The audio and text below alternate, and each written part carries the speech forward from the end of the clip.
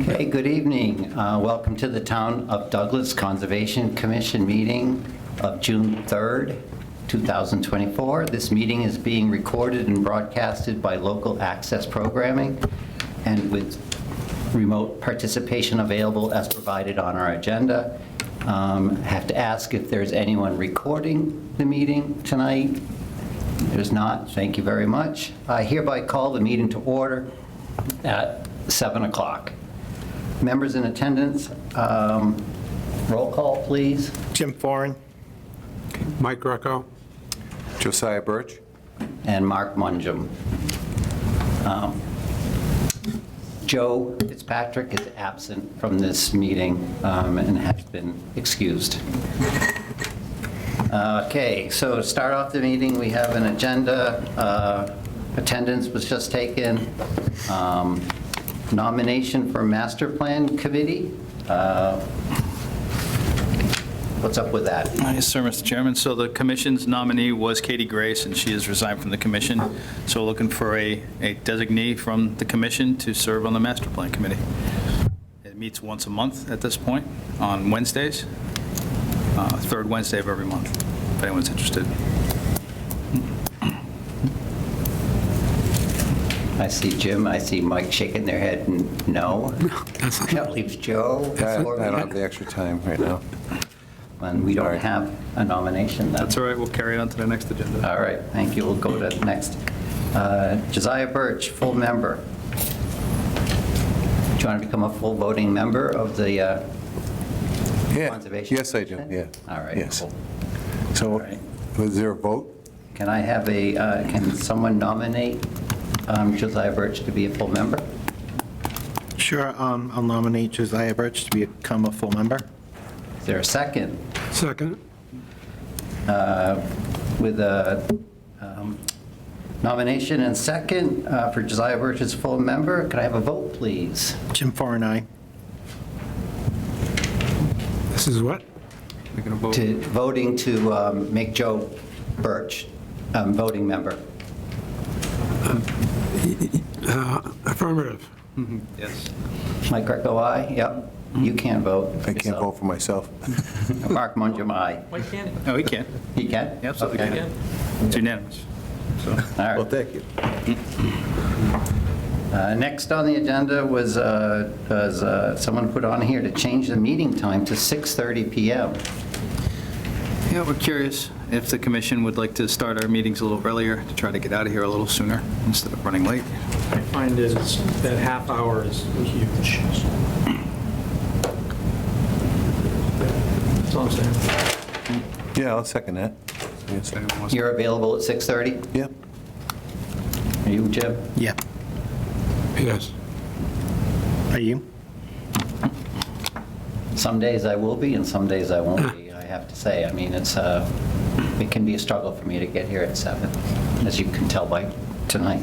So, but yeah, if you guys are in favor of 6:30, then we'll change to 6:30 from here on. This doesn't need to be voted on, does it? It would help. It would Certainly help. All right. Yeah. Is there a motion? So, I'll make a motion to change the time, start time, going forward to 6:30. I'll second that. all right, Jim has made the motion, and Josiah has seconded changing the starting time for meetings till 6:30 PM. The vote? Jim Foran, aye. Mike Greco, aye. Josiah Birch, aye. Mark Mungem, aye. Cruising along.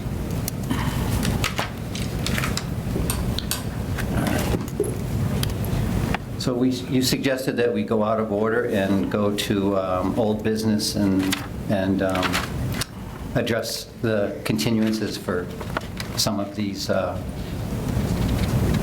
submittals, right? Yes, Mr. Chairman. We received a continuance request for items 16 and 17 on our agenda for 45 Martin Road to continue to June 17th. We just need the board to motion to continue to 6/17 for the items on 45 Martin Road, Lot 3 and 4. Does anyone, I'll make a motion to continue public hearing to 6/17 for 45 Martin Road, Lot 3 and Lot 4. I'll second that. Okay, we have a motion to continue public hearing for John Mashushian, 45 Martin Road, lots 3 and lot 4. All those in favor, please signify by saying aye. Jim Farr, aye. Mike Greco, aye. Josiah Birch, aye. Mark Mungem, aye. Yes, Mr. Chairman, we also received a continuance request for items 18 and 19 for the Orange Streets, lots 10 and 11, to June 17th.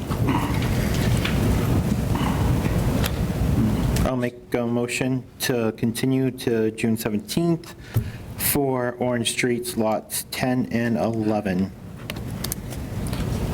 We have a second nomination by Jim Foran. Is there a second? Second that. Second from Josiah Birch. The motion's been made and seconded to continue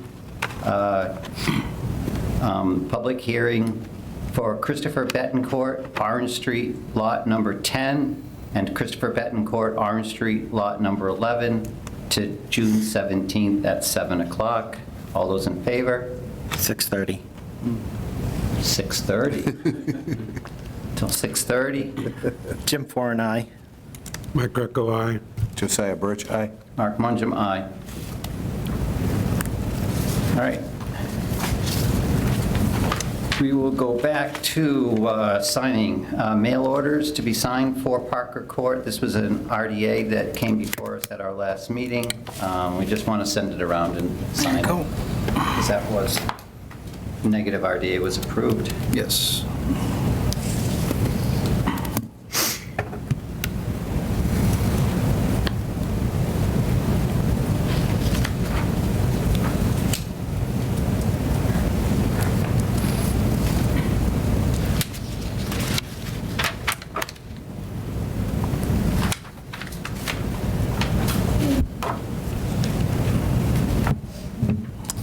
I believe you already signed this. Oh, yeah, I came in. Yep. So sit down, Mike. Here you go, Mike.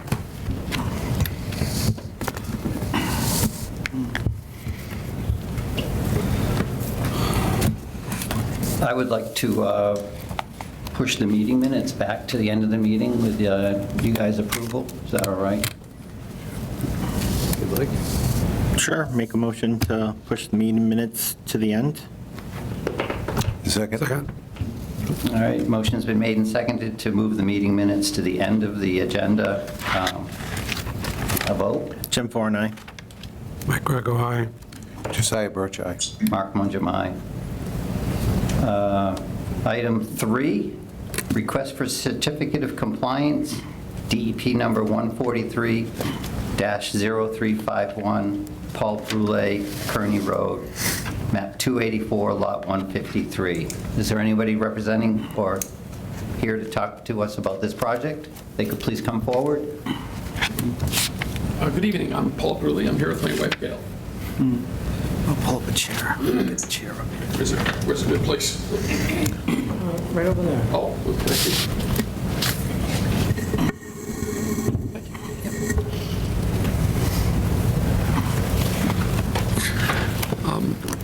We are in the process of selling our home. In fact, the closing is scheduled for Thursday. And the attorney who was doing the title exam was telling us the various documents that we needed, and one of the documents was a certificate of compliance, and we had provided that, assuming that we did everything we needed to do, but he said, no, it's a certificate of compliance from the Conservation Commission. Like, oh, I had not been aware of that. We had the certificate of occupancy, we had a certificate of compliance from the Health Department, we had a bunch of other paperwork that I thought was sufficient. I spoke with Jen Kuchar, I don't know if Jen is here tonight, but wonderful person. All of you are lucky to have Jen working with you, I think. I agree. She helped us through whatever paperwork we needed to file, and she got back to us saying that it looks like it shouldn't be a problem. When we put the house up back in 2011, we worked with local people who I hope all steered us in the right direction: Margaret Bacon, Mike Yurka, Fred Pollard, and Billy Porter. We got the certificate of occupancy. I just assumed that everything was all squared away, but here we are on the eve of a closing, and we wanted to come and explain that we abided by all the rules, we did what we were supposed to do, and hopefully we can resolve this, and I can get back to the closing attorney and tell them that we're good to go. Okay, thank you. So, Mr. Mungem? Yep, I need some information about this. Sure, so this was a DEP file number for a project that was never started. Eventually, they filed an NOI and received an order of conditions to build the construction of the home and got a certificate of compliance for that. But the title search found an original order of conditions was issued prior to them constructing the house that was never properly closed out. So that's all this is. This is really just a paperwork issue in which when the second order was filed, they should have closed this out but didn't. So this is an old order from, issued in 1999. Project was never started, so this is just a paperwork from a title issue that needs to be rectified.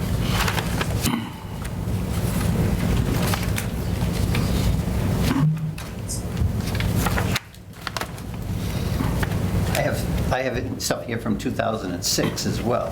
What is that? That was the filing for the, for the construction of their home, and that was properly closed out with a certificate of So compliance. this was so this one was previous to that? Right. That was never, Right, and it was never carried out, but it was caught in the title search when they tried selling their home.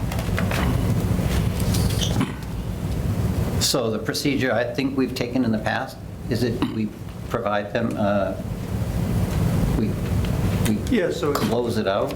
yeah, so it would be certificate of compliance under the check mark invalid order of conditions, work never started. Right. That's the check.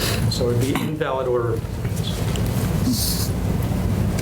All right, does anyone want to make it's not a public hearing, we don't have to close it? No. Okay, does anyone want to make a motion to approve the certificate of compliance based on what Brandon just said for an invalid Order of conditions. order of conditions? DEP file number 143-351. I'll make a motion for invalid order to be closed out for EP 143-0351, at 284 lot 153. Thanks, Jim. Does anyone have a second? Second. Mike Greco, second. All those in favor? Or is there any other discussion? You have any discussion on it? No discussion? Anyone, all in favor? Jim Foran, aye. Mike Greco, aye. Josiah Birch, aye. Mark Mungem, aye. Thank you, Thank you. not just for me, but the work that you do for the town. Thank you. Thank you.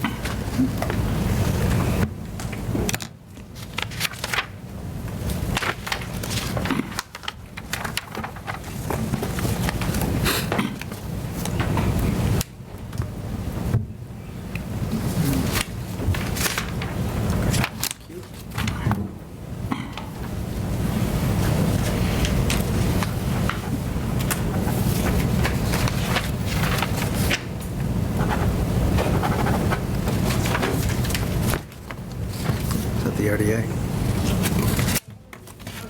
Okay, awesome. Just make sure it didn't get lost.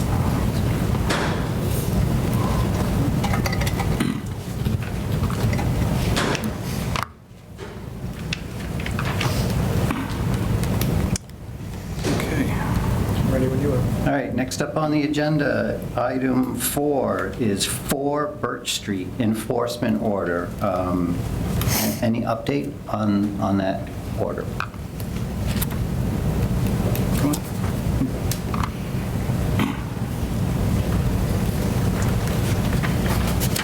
So, Mr. Chairman, I'd like to introduce how this enforcement order came about. We talked about this at our last meeting. There were findings that some work was conducted within the buffer zone. We found some correspondence from 2006 that a driveway permit was applied for and was denied, so the driveway was then removed and planted with reseeding. And since now it appeared at the time that a new driveway was being presented here, but instead, it looks like kind of a gravelly area, but I'd like for Mr. Taft to kind of explain what's going on over there. And that's what we invited him. The enforcement order went out and said, file a notice of intent by today. But when we spoke, I told him that it was to appear before us, explain what's going on, and then possibly have the board take action after that. So I believe he's here to explain. Could I get your name and address, please? Warren Taft, 4 Birch Street, Douglas. Okay, thank you, Warren. Thanks for coming tonight. And if you could talk to us a little bit about what's happening at 4 Birch Street and the enforcement order. Years ago, the driveway that we had put in was told to take out, which we had removed.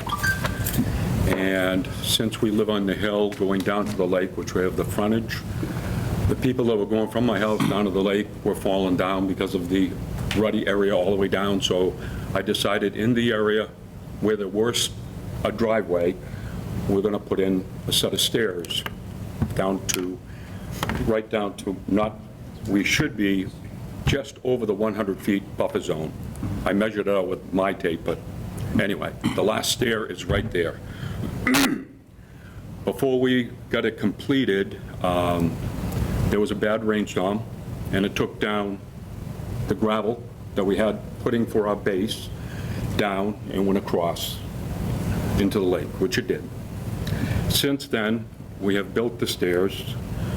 We have put a trench at the very top, 2 feet deep, 2 feet wide, with riprap going over to a big drainage hole to retain it.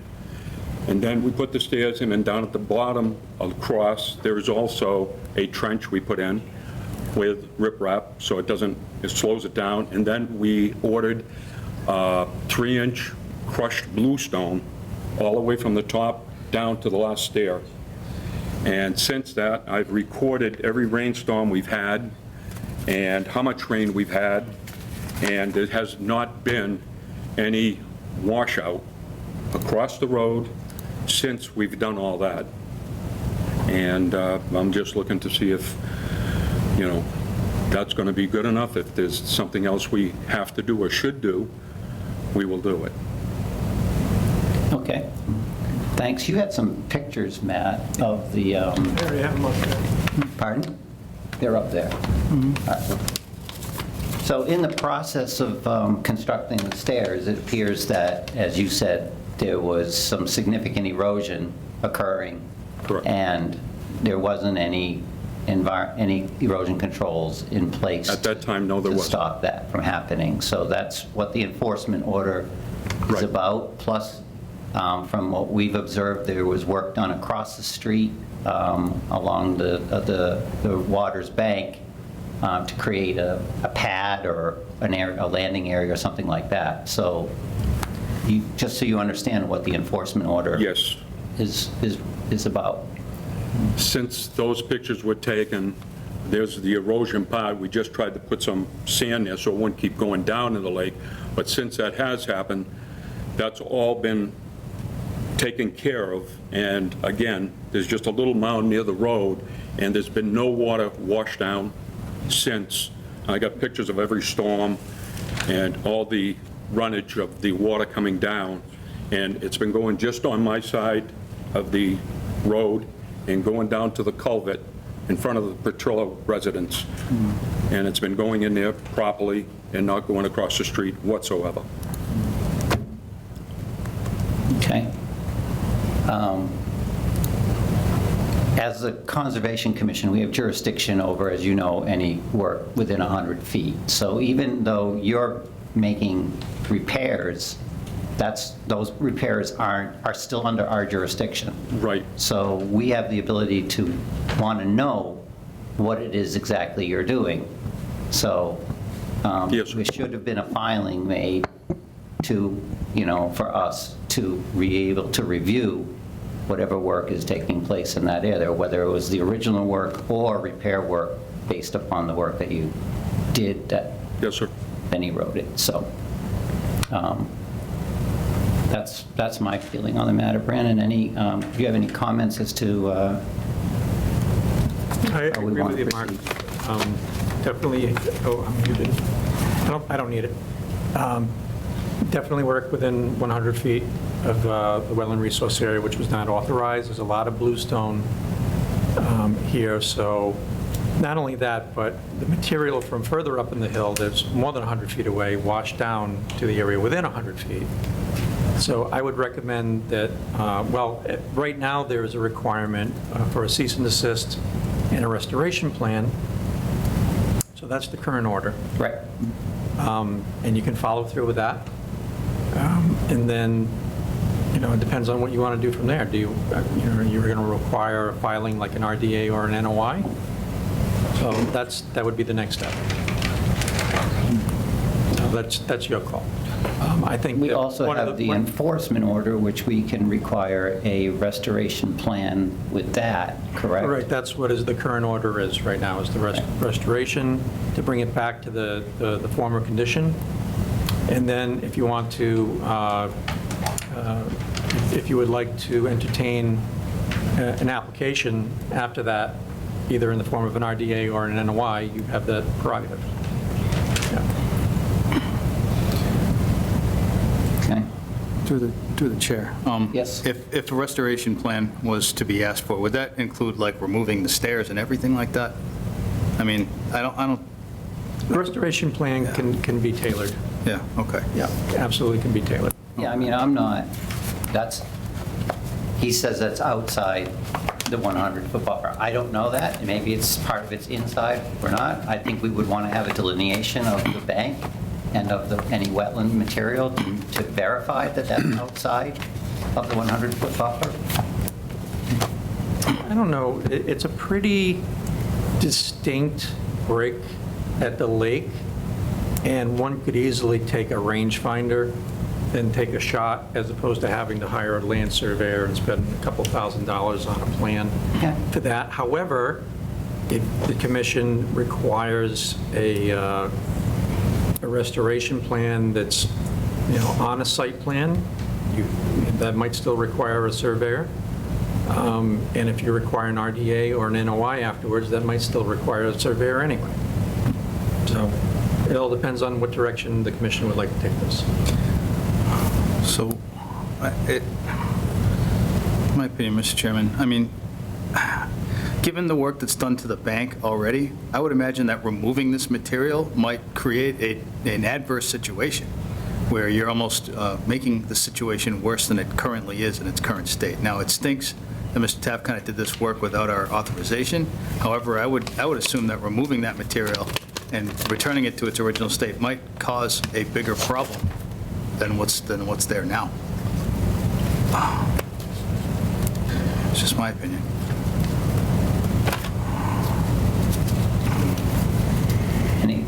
Any thoughts from the other, my other commission members? This is what it looks like right now, which is beyond that. I don't know if you want to pass that around or not, but Yeah, you can pass it around. that's what that there looks like now.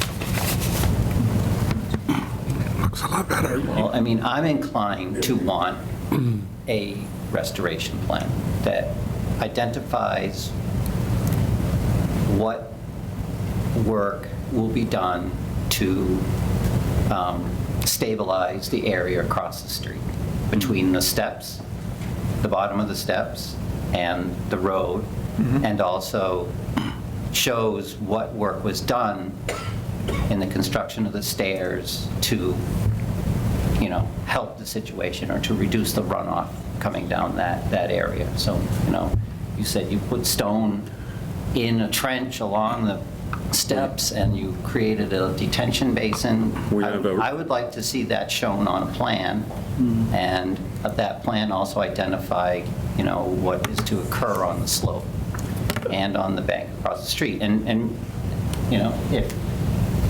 if not removing the bluestone is workable, then it's fine with me. If it's going to mean that it's less disturbance overall. That's what we're looking for, is less disturbance. So that's my opinion as to what we need. I think it should be done as part of the enforcement order rather than an NOI. Through the chair, keeping the bluestone, however, through a restoration plan that's not really restoration, that's a backdoor way of getting a permit.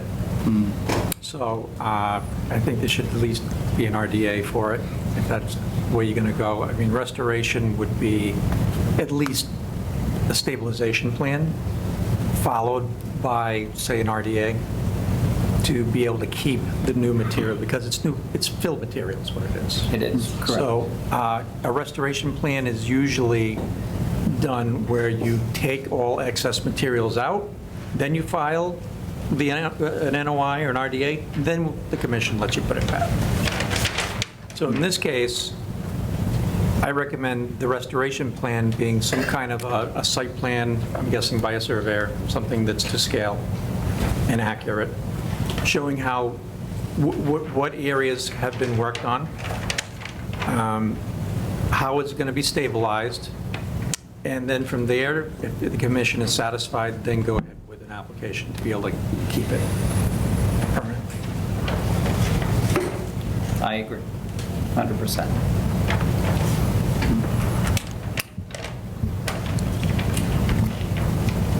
Would that be in the form of a motion from a board member? Or so moved? You could say so moved. So moved.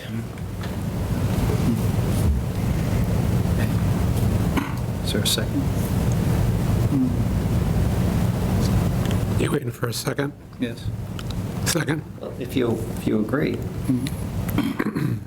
All right, the motion to have a restoration plan prepared along with an RDA for the area between the road and the bank. Is that right? That's what you were talking about, Mr. Chairman. Are you concerned Yes. about the other side of the road that's within 100 feet? Yes.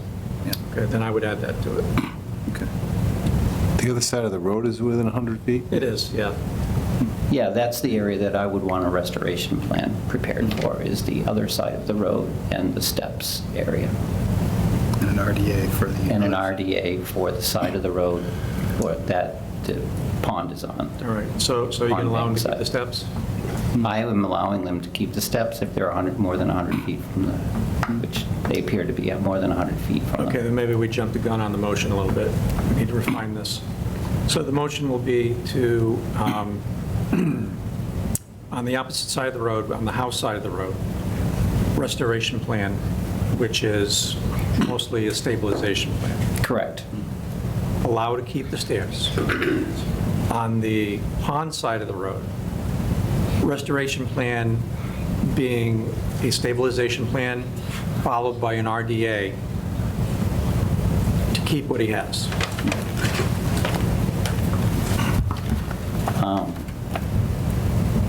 So that would be an Yeah. amendment to the motion.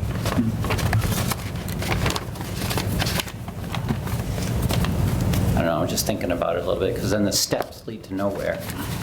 We asked him to restore the area below the steps, although if it could be, it could be a grass, right? It could be grass or something.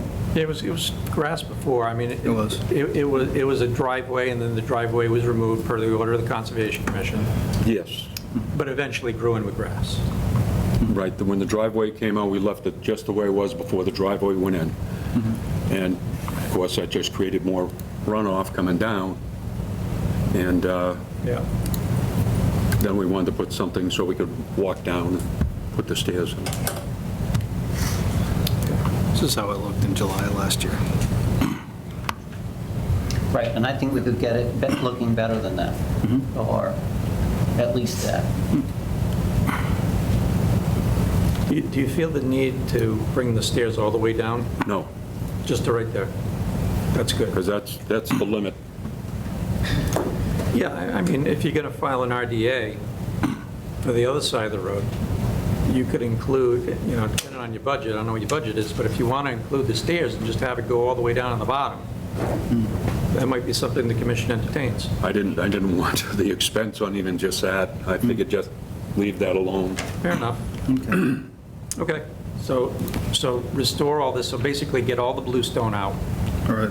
and turn it into lawn. We're talking about the kind of the gravel area. The bluestone is what's above, up near the stairs, right? That goes up both sides of those Yeah. stairs. Yeah, It's so, a 3-inch crushed bluestone. I don't want to tell him, well, I don't want to tell him to turn it into lawn, quote unquote. I mean, it may be better as a more natural area, more natural grass area than it would be as lawn. I think you were already mowing it before. What's that, please? I'm Were sorry. you mowing this area before? No, you couldn't even, it was hard just to walk up there.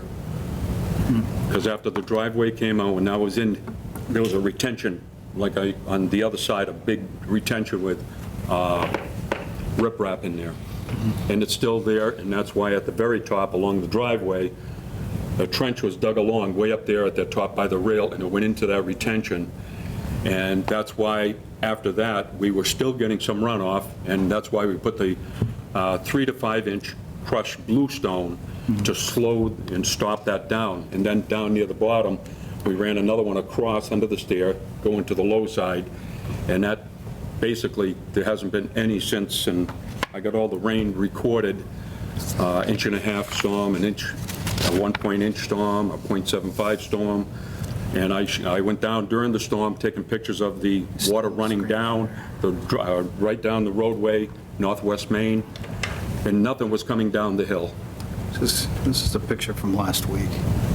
This kind of shows, I guess, kind of what you're looking at. So I see some boulders below the steps that were not there No, that can be previously. taken right out. They were from the other side, and I just push them over to the side, but they can come right out. Yep. Okay, so basically let that area grow in. I would like that. Okay. Just seed and stabilize it, I guess. Okay, how would you like that motion to read? Yeah, help me out with that, or help us out with that. Well, it's really two parts. There's two parts, one for each side of the road. So on the opposite side of the road, the house side, I'm thinking the motion should go something like restore the area within 100 feet of the bank, the pond.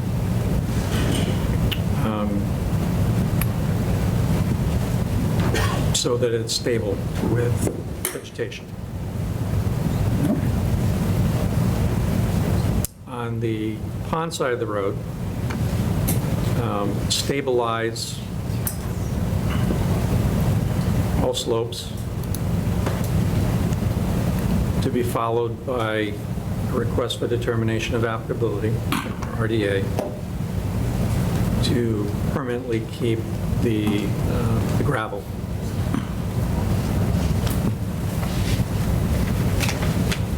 That sounds good. Is that a so moved? So moved. Is there a second? Second. Second from Mr. Greco. Any further discussion? Any thoughts?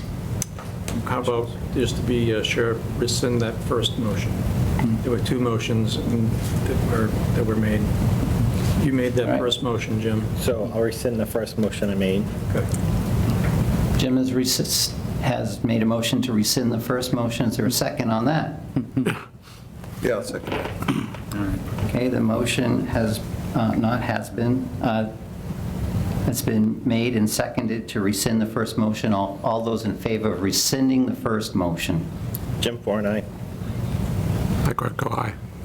Josiah Birch, aye. Mark Mungem, aye. Okay, so the second motion will rule. Yeah. First motion is now Yes. null and void. You just need a vote. So the second motion has been made and seconded. All those in favor of the second motion? Jim Foran, aye. Mike Greco, aye. Josiah Birch, aye. Mark Mungem, aye. Okay. We have it all written down, so. Do you have any questions, Mr.? There'll be something sent to me, what you want done, or do I have to? We can do that. No? Yep. Yeah, okay. Yeah. Samantha here is the Okay. note taker. She's written it all down. and it could be all written out for And I you. can get a surveyor or whatever I need to get your Correct. plan done. Correct. Yes, you're still under an enforcement order. You still have time constraints on when you're to do that. We had requested a plan be here, Just have your email. right, for June 17th, I think, at our last meeting. Yeah, as far as getting a surveyor to get done that fast, good luck, but it's a good start. Right.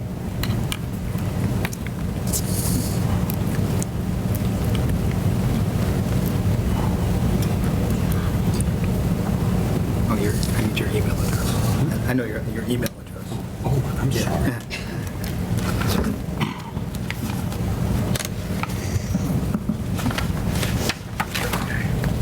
I'll send the motion to you. So Good, thank you. all right, great. Thank you. So, Mr. Taft, that's something that is, should be done expeditiously. I mean, we're looking to have that, the restoration plan back to us as soon as you possibly can get it to us. I mean, at our last meeting, we requested it be back on the 17th of June. If that's not possible, at our next meeting, please. I think I should be able to get that done for you. Okay, thank you. Thank you. All right, next on the agenda, 48 Glen Street. That has been taken off the agenda. Number 4. Okay.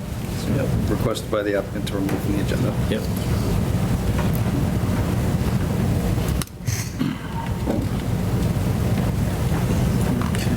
All right. We'll go to new business then. Item number 6, 7 PM, RDA, public meeting, a request for determination of applicability for Lot 2 U Street, single-family septic, 10-yard bed erosion. I have to open this, correct? Yes. Is there something I need to open? No, you don't have to read it. Just Mr. Chair, you just declare it open. As the- I'm Jim gonna, Hastings from GLM Engineering. One second, Joyce. Just say that the public meeting's now open. the 2 U Street, Tanyel Bedrosian, a meeting is now open. Is there someone there that is presenting or has information for us, please? Yes, Joyce Hastings from GLM Engineering, representing Daniel Bedrosian. May I share my screen? Yes, you may share your screen. Hold on one second. Yep. Well, it might take a second to get you, you're all set.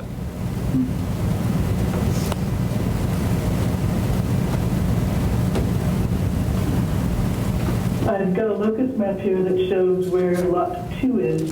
It was originally part of the lot that belonged to 107U. This down here is Elm Street, this is Bald Hill Road, and we're working with this parcel right here. And I filed a request for determination of applicability because we're proposing a new single-family dwelling. We have a wetland at the rear of the property, which sets up a 100-foot buffer zone, and we place our limit of work just outside the 100-foot buffer zone. So we filed a request for determination of applicability to accept that. Mr. Chairman? Yes. I visited the property, and I don't see any issues granting this. I think they're showing that they're filing for an RDA because there are wetlands on the actual parcel, despite the limit of work being outside the wetlands buffer zone. I think this is an easy negative determination issue for this commission, Thank you, Matt. as long as with proper hay bills and silt fence. Thank you. I would further recommend that because they're right on the line, that they're going to put up the erosion controls at the line anyway, so never mind. Yep.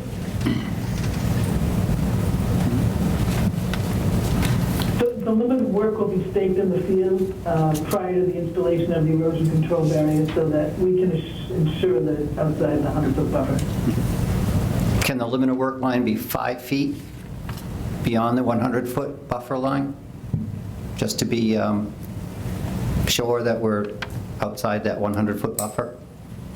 And that We any, can keep it 5 feet. Okay, so then that would be a -4 determination, which reads, "The work described in the request is not within an area subject to jurisdiction under the Act, including the buffer zone. Therefore, said work does not require the filing of notice of intent unless and until said work alters an area subject to jurisdiction under the Act." any questions or concerns? So moved? Oh, I got it. Oh, See if the sorry. public has any. Anyone from the public have any questions or concerns on this? We could zoom. Anyone on Zoom? No? I don't know how to see if anybody does. They Okay. would just All right. Do I have a motion to accept this negative determination? So moved. So moved. Mike makes the motion. Seconded from Jim. We've had it first, motion and second. All those in favor? Jim Four and I. Mike Greco, aye. Josiah Birch, aye. Mark Mungem, aye. We have a signature page.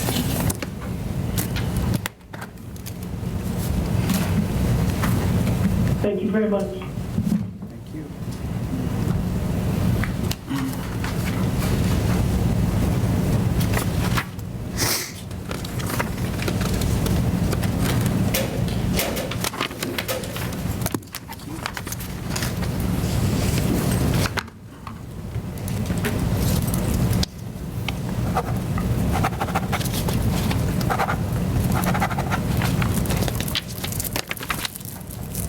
Mike.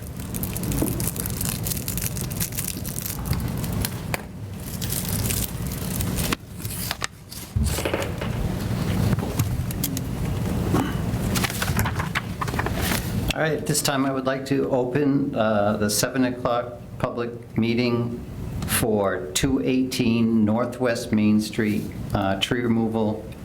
Mary Pepka, please. Is there someone who's representing this project? Mary Pepka.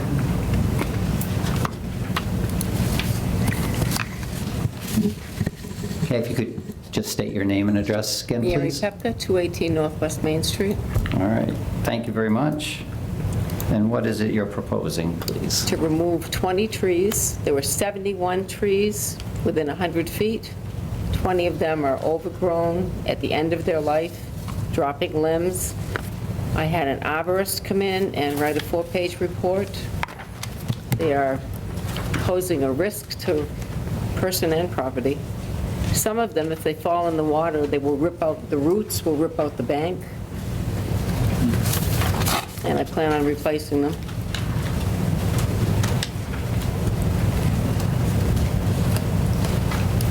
Do we have a plan or any photographs for? There's lots of photographs. Yeah, there's lots of photographs in the packet, and I also took a bunch when I was on site last week. Ms. Pepka has marked the trees as well. There were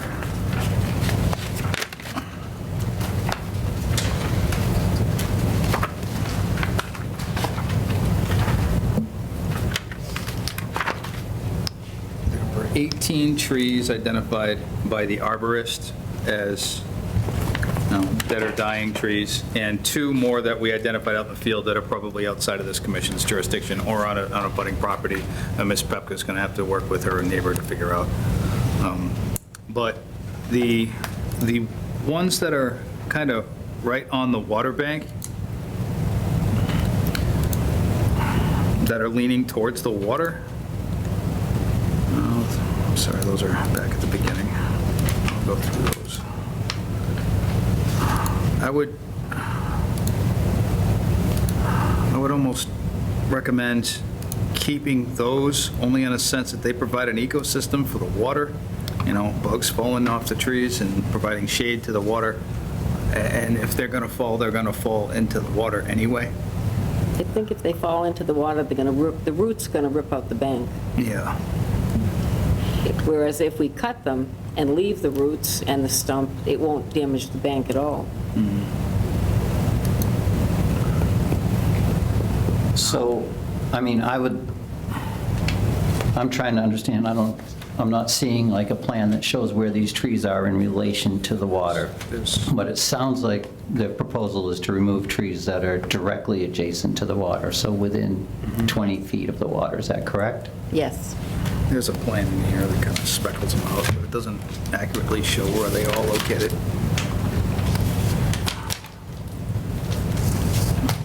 But lots of them have this, moss growth on them, and a lot of them are white pines, but some,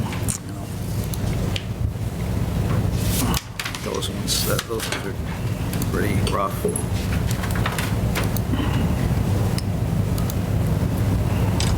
Took pictures of all of them. To here. Be concerned about the ones on the bank just because of the ecosystem that they provide to the water, but the rest of them, I didn't see any issues with at all.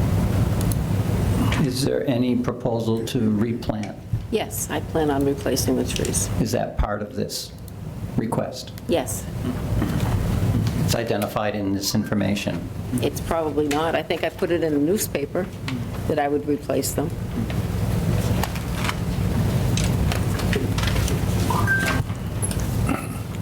But if they fall, they will cause damage to property, possibly people, and the roots will rip out the bank, cause more damage.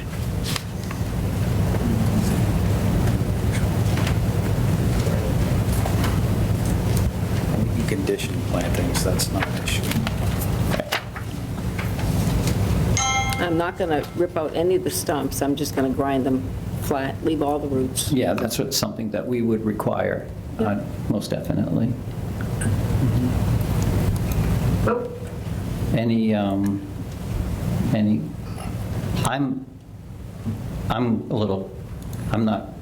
I'm a little concerned, as Matt is, about clear cutting all the way to the water, or taking out all the trees down to the water. Not taking all the trees down. There's still going to be trees there. Yeah, Yeah, excuse me, Mr. Chairman, I don't understand why we're cutting that many trees down. I don't either. I agree.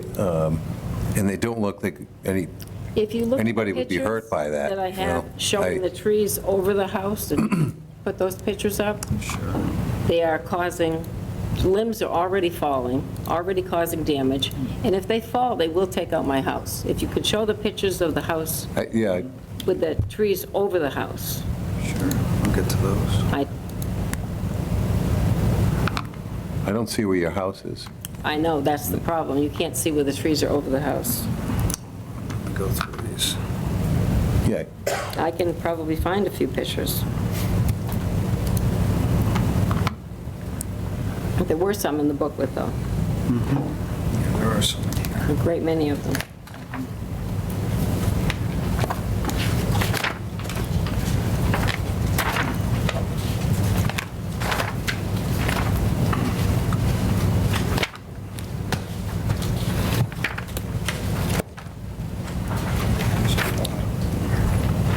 Mary, if you cut all the trees down, and you said they were going to replant, but where would you replant the new ones? Well, I'd like to put an orchard to the left of the dock and a few trees to the right.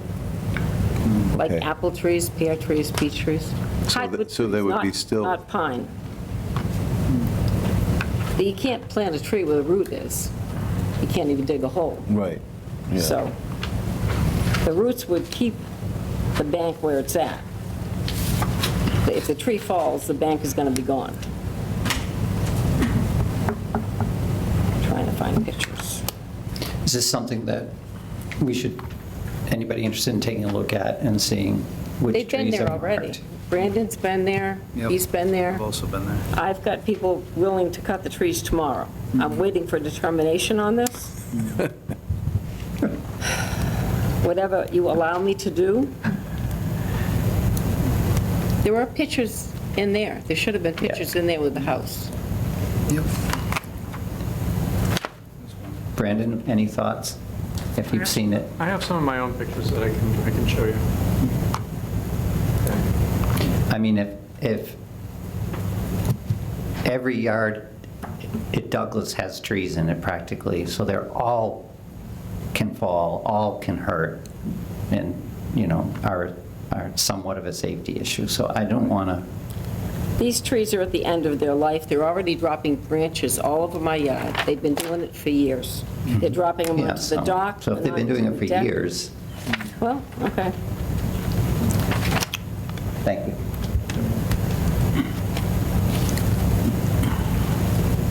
You didn't find any of the pictures of the house with the trees towering over it? How close is your house to the dock? Less than 100 feet. Less than 100. Yeah, it's like 80 feet from the dock.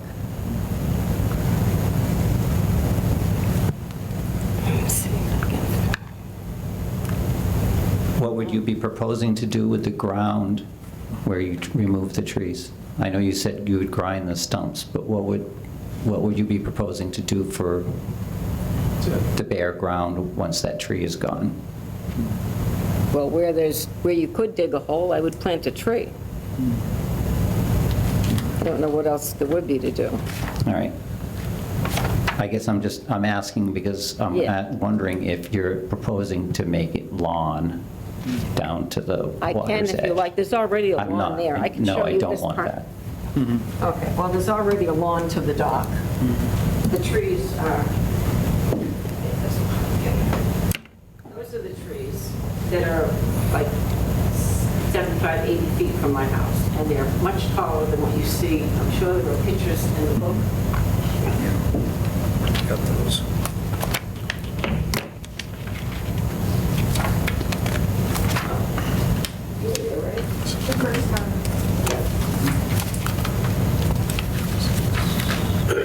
This. And there should be something in the other direction also. Right. So I'm seeing like 4 trees, 3 or 4 trees there. And there's several more white pines that are definitely at the end of their life, as identified by the arborist, that could go also.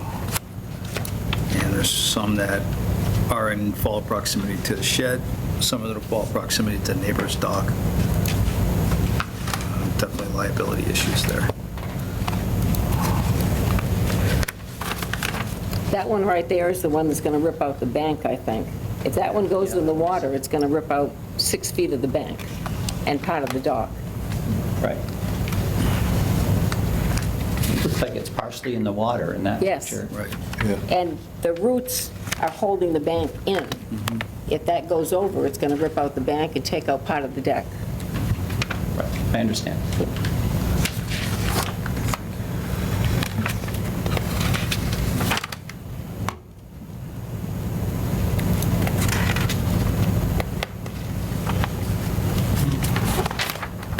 It's the pleasure of the board. So Brandon, I mean, are you okay with the tree removal? Here's my philosophy on tree removal on the Great Ponds. If there's a tree that's in danger of falling on the house and there's a licensed arborist letter, you're better off allowing the removal. Where I start to get a little hesitant is when there is the trees that have a footprint over the water, because they're highly valuable. Matt touched upon some of it. The trees, they provide shade for fisheries. They provide actually a food source. Believe it or not, there are lots of insects that fall off the trees that provide a food source for the fisheries. They provide wildlife habitat value in the form, like just one example is it's perching habitat over the water for birds. They help stabilize the banks, and they also provide prevention of pollution functions in that the roots suck up impurities before reaching the water. If the tree is not leaning towards the house and it's leaning over the water, I'm more inclined to recommend keeping it because it's really not a danger to life and to property. But the rest of them that have a potential of falling on the house or some other structure that could cause harm to person or property, and it has a licensed arborist letter, I'm in support of. That's fair, and that's how I feel as well. Yeah, with the caveat, it would be nice if the applicant agrees to do some kind of replacement Right, to help offset help mitigate the loss. okay. So if that is the case, and I feel the same way, that would mean that this proposal should be fine-tuned so that some of these trees are to be kept. How do I do that tonight? I mean, I don't think you really can. You might need a little bit more detailed plan than what we've seen Right. here. I think the commission could add a condition to have me go out and mark the trees that you feel that you're comfortable keeping. Right, otherwise they would require a notice of intent Right. to be removed. Right. So it's not saying that they can't be removed, it's just not under a negative RDA. I like that idea. That's a good thought. Yeah, and that'll get it off the plate tonight. Right. Any? Yeah. Can you? Yeah, that sounds good. All right. You okay with it? Does that work for you? Well, that's how I feel. I mean, I just feel like Yeah, me too. we're getting presented, and This- it's like, these all have to go, and I haven't seen the site, I don't, and No, just in I this- am wary about taking down so many trees next to the water. Yeah, this picture right here, the tree's not going to hit the house and it's leaning this way. Should be able to keep those. Right. So, I mean, some of them should stay. There's like- The rest, they're going to fall on your house. which- No, they're going to fall on the dock, and they're going to rip out the bank, but they won't fall on the house, you're right. And can I top them if I can't take them down, so that they don't rip out the bank, so that they don't fall? See why Can not. you limb them? I don't see there's issues with those, but That's something the arborist mentioned, actually. Yeah, sure. To prevent it, is to top them, or to limb them, or both. Topping a white pine tree usually doesn't end well for the white pine tree. Right. It kills it. Yeah. Limbing it from the bottom up to a certain degree is okay, as long as it's not going to be so many branches that it kills a tree. Well, my concern with that one is that the roots are going to rip out the bank and take out the deck, but that's going to cause damage to the bank. And there are other trees that give shade to the water. I'm not taking all of the trees, just the ones that are 50 feet tall and dead. Right. Thank you. So that's been suggested that we accept a negative RDA, but with the condition that Matt or Brandon go out to the site and mark out trees that they feel are not a danger and can be saved that are along the pond. Is that, Yeah. do you want to make that motion? Or And don't When forget people come over. the And that- replacement. And that, yes, so that we be provided a replacement plan for The ones that are cut down. the ones that are cut. That's second. All right. Jim has seconded, Josiah has seconded that. Any comments from any public or Zoom? Seeing no comments or hearing no comments? All those in favor? Jim Corin, aye. Mike Greco, aye. Josiah Birch, aye. Mark Monjamai. be there at Thank you. So what does that mean to me? Do I wait? Can I? We're going to have a negative determination signed tonight. I'll bring it to you when I go out there tomorrow. Okay. You'll be all set. But you have to wait until he's comes to take down any trees, Yes. because he has, there's some trees that are going to be marked to be saved. That's fine. Okay. Okay. Thank you. Right, thank you.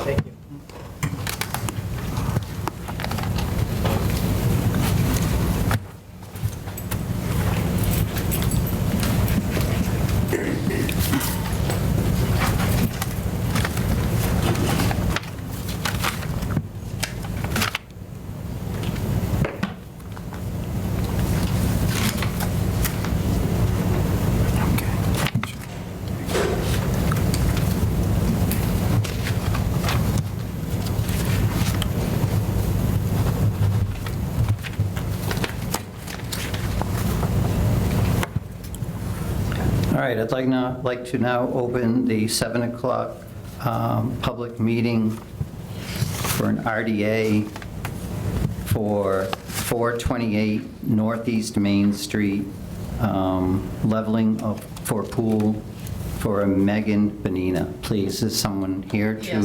representing the project? Megan's mother, Renee O'Neill. Megan's actually working. And your address, please? 31 Peck Street in Franklin. Thank you. You're welcome.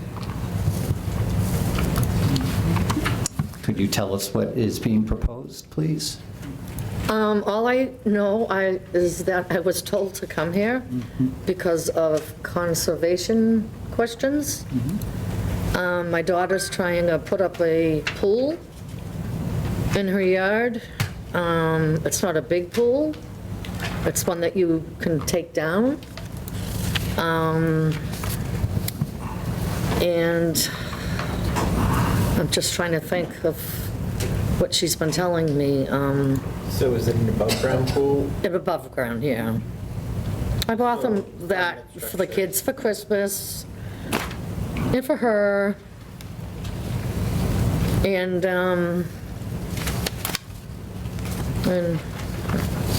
like, I honestly don't know, like, what's going on, but they did ask me to come here tonight to figure out, Okay. like, hopefully she has a next step to get this pool up. She wanted it for this summer, but Yep. we have a funny feeling that hopefully next spring. We do have a plan that we received, Oh. correct?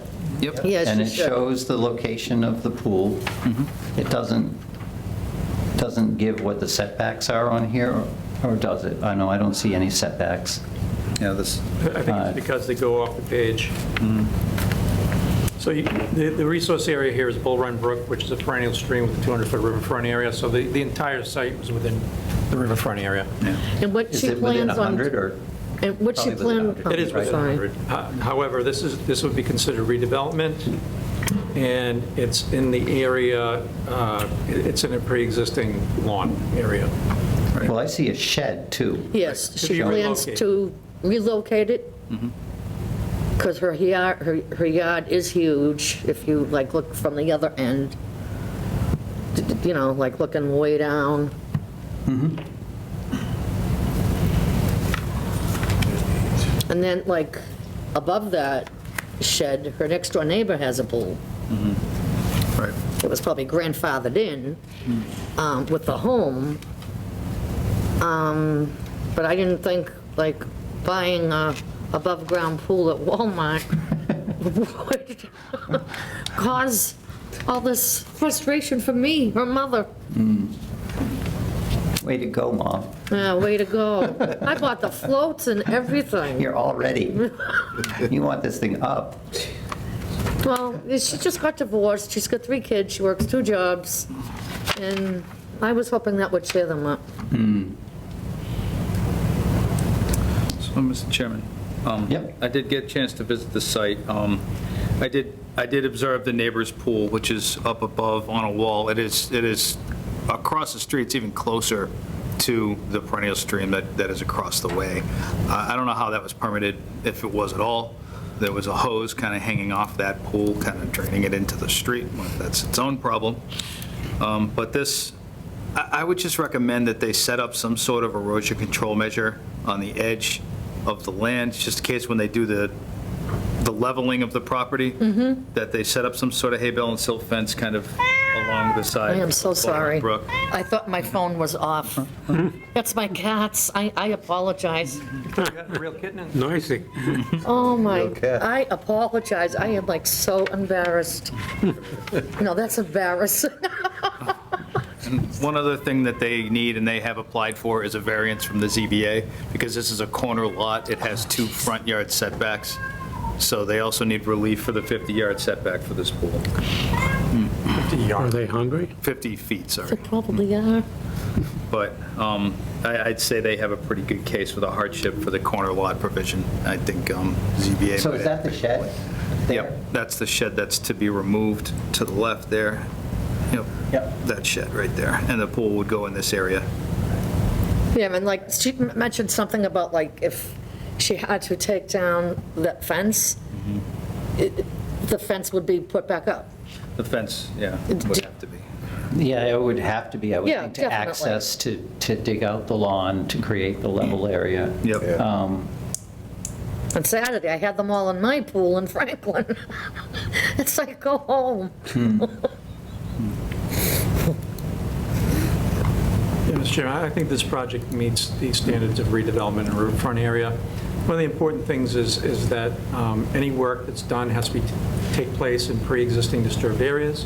It cannot occur any closer to the resource area than the existing structures. This meets that requirement.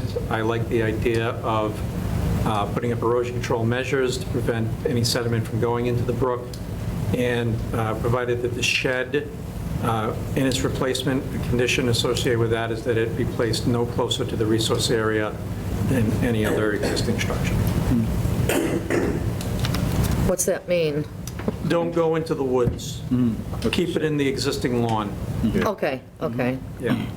So those are two things that can be conditioned. So this would be my recommendation, a -2 determination, because it's in a wetland resource area with those two conditions, erosion controls, and that the shed be placed no closer to the brook and existing disturbance. Yeah, that shed will be far from the brook. Yeah. Is there so moved? Now, if I didn't understand everything, can Megan call herself tomorrow and find, thank you. Sure. Yeah, you could just declare it as chair. Just declare it closed. Yes. Yeah, RDAs are not technically public hearings. All right, I'll close the public hearing then. What is an RDA? Request for determination of applicability, and I'm sure that doesn't tell you any more. No, it doesn't. All right. So it's, you, Jim, you made that motion? Yes. Is there a second? No, second.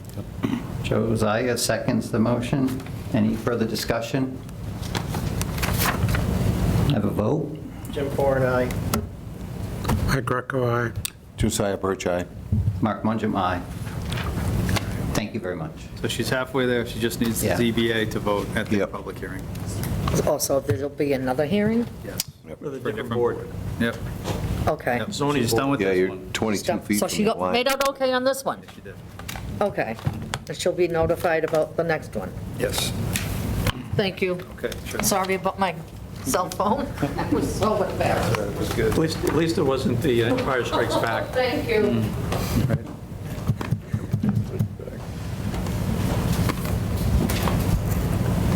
-2.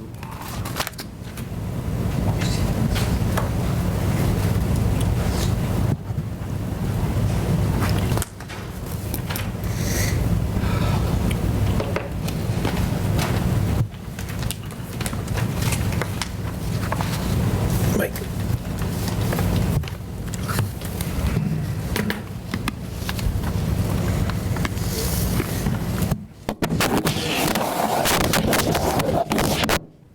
I'd like to open a public meeting, 7 o'clock, for 301 Northwest Main Street, Water Management.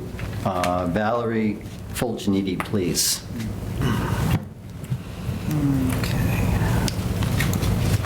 State your name and address, please. Valerie Fulginiti, 301 Northwest Main Street. All right, thank you, Valerie. If you could just explain your project? Well, I guess I didn't ask for something. I've lived there for 47 years, and when we did what we did 46 years ago, we didn't need to get permission. So ignorance. So what's happened in the last 7 years, horribly in the last 3 to 4 years since the construction up the road has occurred. The two things have happened. The water has been coming down the road ridiculously for 5 years, and I worked with the Department of Public Works. to put berms around a drain that was put in the corner of my yard. But in the last 5 years, when the construction up, I forget what it's called, the new construction, it's not Douglas Hill Way, but it's up that road behind my house. But it's, anyway, so they put like 14 houses up there. Water started gushing at my house and in my yard, washing out everything. I've been there for 47 years. I never had water in the house. It was going in the house, washing the yards away. So it took me a while to figure it out, and I think the water was diverted from the new construction and then went to the two houses up the hill on my side of the road. That's not the right. And was running, I'd say, maybe 150 feet away from the road, but coming down the property. And as everyone tried to deal with the water problem, it ended up in my yard. And so I hired someone to redo a trench that was done. We had it done 46 years ago and worked with the town. That's when the drain was put in the corner of my yard. But my husband was alive then, so I wasn't paying attention. So there was a trench put along the south side of the yard, and there was a pond that was covered up, and there was a well there. And then it went somehow down to the drain. So all that water was being connected into the drain on the corner of where my driveway is. So I was just doing that again. So you reestablished was formerly a ditch? Yeah, I didn't know exactly where it had been. Okay. But I read that after 40 years, it's not being effective anymore. Okay. So I had to do it again. And this was to control water flow that's coming from the road? No, from up the hill. A development, another And development that's behind you? one day, actually, it was a week before Matt started working in 1921, I guess. Was that, no. 2021. Okay, 2021. And I was in my yard, and I saw a stream going towards my well and my house and my yard. And so I ran up there, and I yelled at the new development, and it stopped for 48 hours, and then it started again. And it continued ever since. And so anyway, I found out through years of investigation that you had to take care of water problems yourself if it ends up in your land. So I thought, okay, it was done 46 years ago, I'll do it again. So I did it again. And the problem, I didn't get permission. Okay. I didn't get permission. All right. And So the sketches and stuff that I'm looking at, I'm not really understanding where's the resource area. It's Whiten's Reservoir, Okay, which is on the other side of the street within 100 feet. gotcha. yeah, I didn't know I was a water So a something. portion of what the ditch and what she's done Yeah, a is portion, within, yeah. yeah. But it all happened in a pre-existing lawn. Oh, did it? I thought I saw some, cut through some trees on one of Maybe the it did. photographs that I was seeing It all, there. what was, I'm sorry, I didn't hear that. It was all what? Was it where you created the trench, was it mostly lawn? It was just wild growth, no trees or anything. It was like Scrubby. stuff you don't want, right? So you know, have you the stuff- seen it, Brandon? Yeah, I have. I went to the site on the 15th. Okay. My only concern on this one is water in the road in the wintertime, because there's water flowing, in the stone, which follows the road. And when I was there on the 15th, some of the water was spilling into the road by a few inches. Now, that doesn't seem like much, but in December, when it gets cold and starts freezing up, it can create an ice sheet. That said, that's not really the commission's problem. That's something more of the Highway Department or the Board of Selectmen's issue. So my recommendation is to issue a -3 determination with any conditions you may require, and you know, if it has to go to the Board of Selectmen or the Highway Department and they need some tweaks, then there will be tweaks made for potentially for public safety. Can I respond to that? So the only reason the water is in the road is because the road narrows and trucks go off the road. So when they go off the road, they go into the mud and they make a mess. And I since put those sticks in to kind of alert, and so that's not happening so much. But the other thing is, that's what I was complaining to the Highway Department for the last 5 years, because what's coming down the road, it washed my driveway out 3 times. I had to replace the rock. So it's not going into the water or anything, it's going on my land. What's coming down the road is going on my land, and then probably end up in the spillway or something. So It goes down next to the spillway, right? yeah. So, Mr. Chairman. And I have spoken to Adam, Adam Furno, yes. Highway Superintendent. And he's been aware. He actually is the one who started putting the berms in a few years ago, when I kept speaking to John, not Furno? No, John. Yeah, John Furno. Yeah.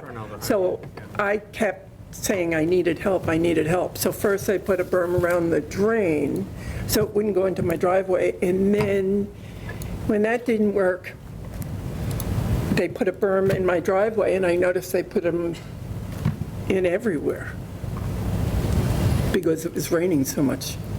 Matt, did you have something?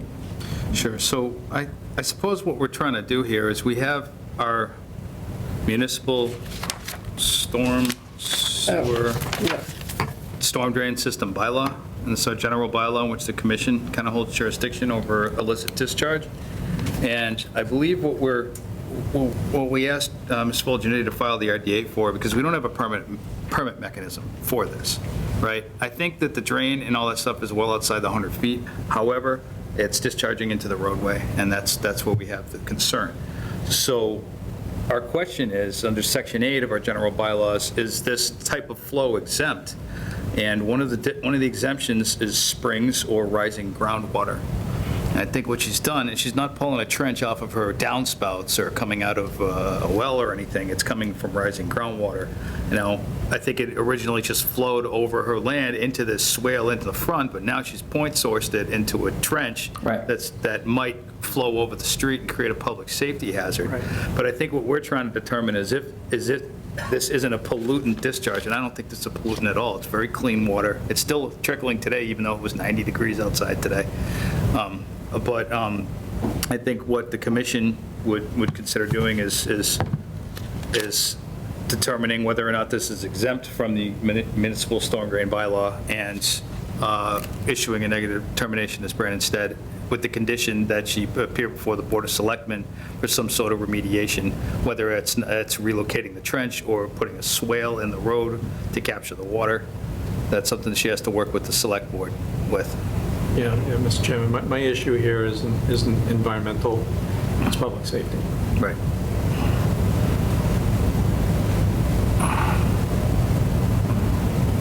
Thank you.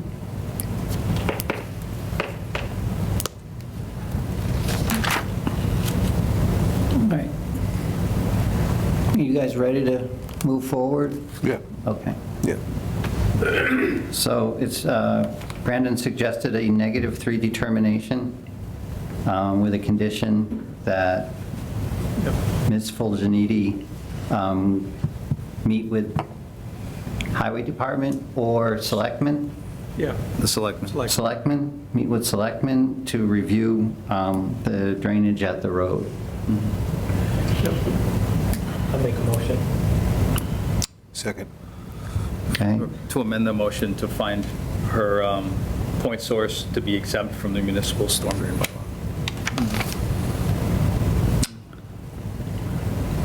So amended. Amend the motion to, So amended. okay, thank you. Second.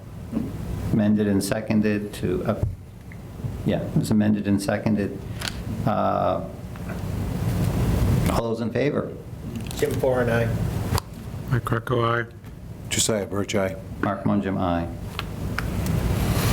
Okay, one more board to do. So it's good. So I'm good? Yep, we'll issue. Okay, I already spoke to the selectmen. I told them, when you told me, I told them. So they'll contact me, or I contact them, or, One way or the other. Okay. You should reach out to them, but we will as well. thank you very much. Thank you.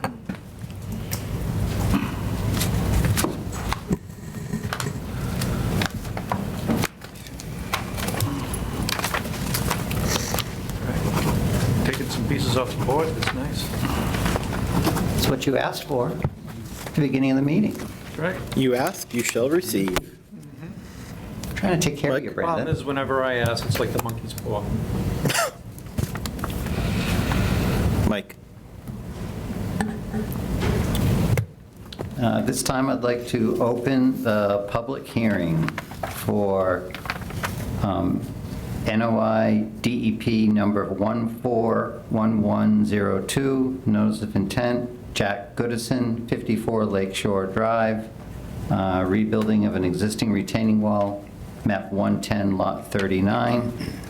Is, Mr. Goodison is here to speak to us. Good evening. Jack Goodison, 55 Lakeshore Drive. And that's a request of the committee. I did submit the paperwork for an NOI. Unfortunately, I had the address was incorrect. I've since followed up on that. It had Lakeview instead of Lakeshore Drive. So all that's been corrected. I've paid the appropriate fees.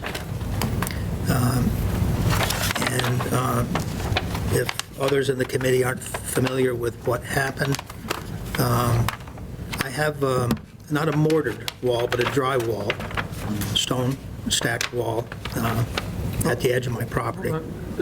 Point of order, Mr. Chairman, sorry, Jack. Do we have the green cards for this, show that the abutters were notified? I do not. They might be in the file. They're in my phone. It's, Jen has sent copies of them to me. The ad was placed in the paper, and all the abutters were notified. I have them. I have a digital copy. So I just wanted to make. Okay.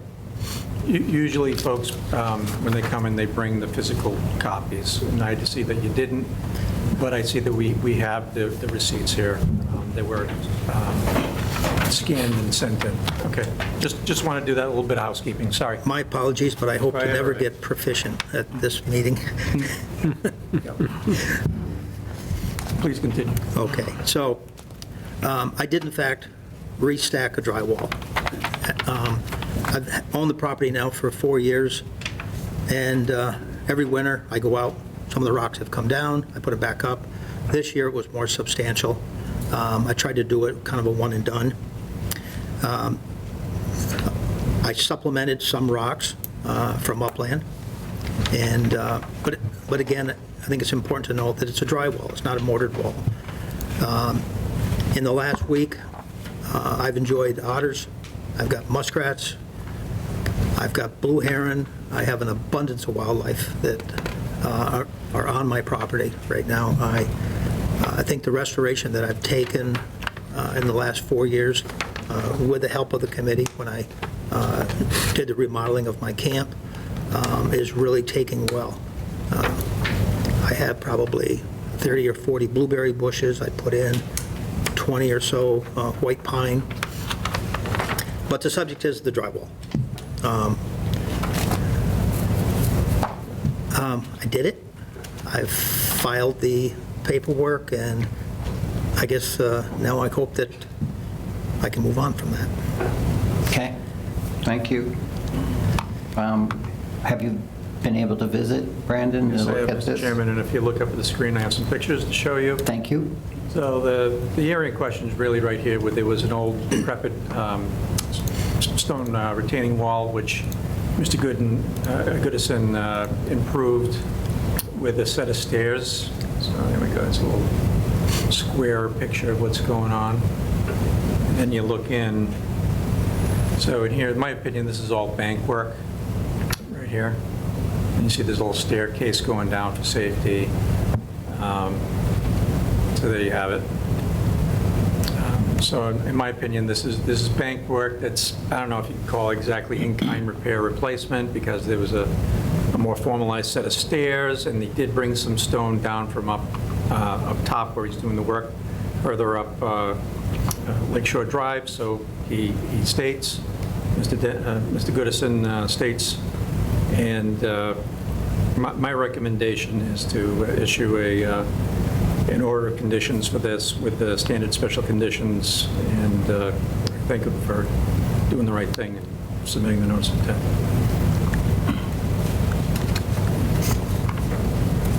So there previously was rocks on that bank?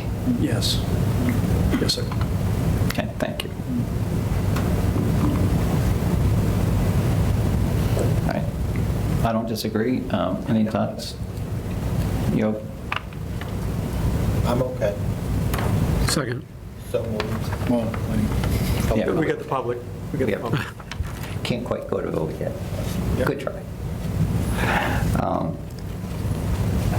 Josiah, any thoughts, concerns? Anybody from the public have any comment? I'm looking at you. Nope, no comments from the public. Anyone on Zoom with any comments or concerns? Okay. Well, I owned a property before him, and it was a scraggly wall there, and really didn't do anything except, he didn't put any water in there, all the crawfish and still can live in there, so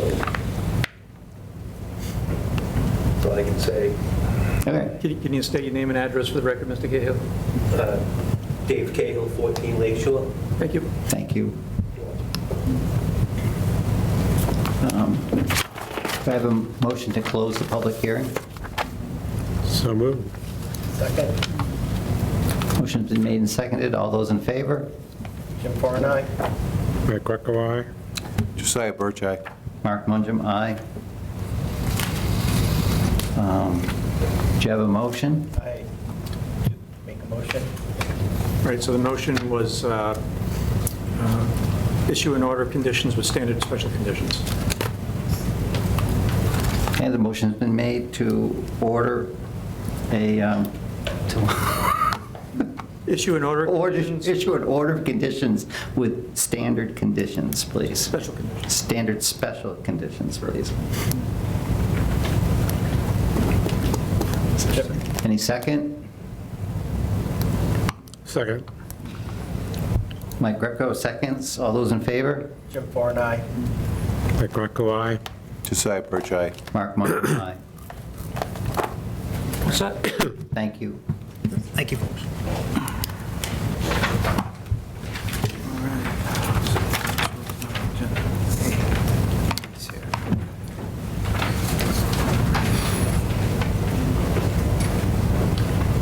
My signature's getting progressively worse. More on sign.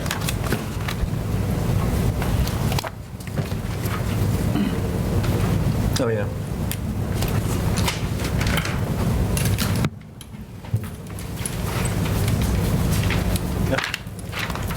Mike.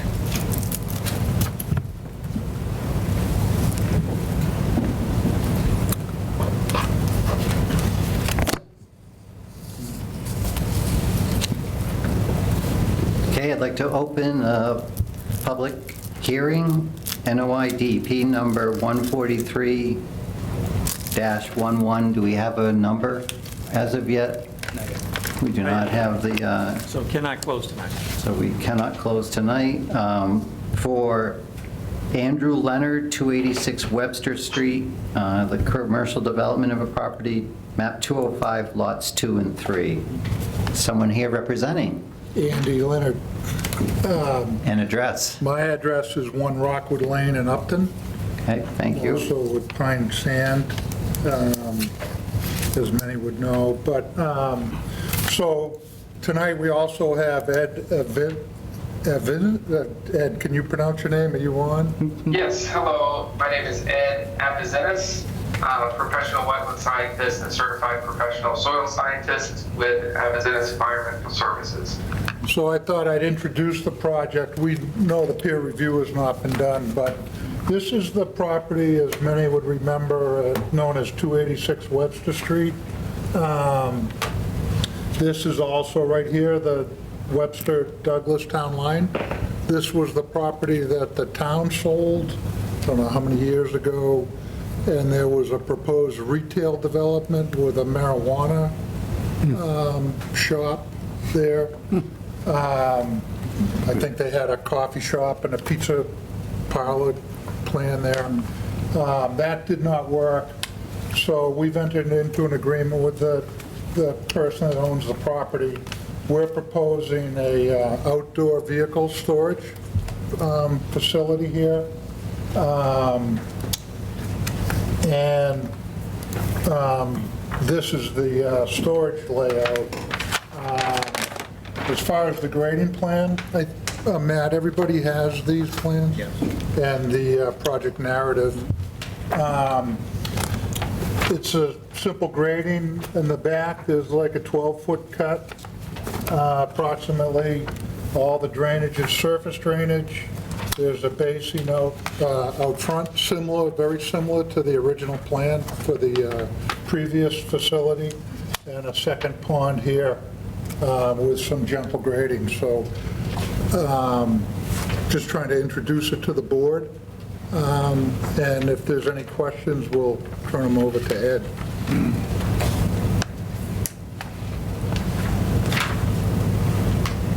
Thank you, Andrew.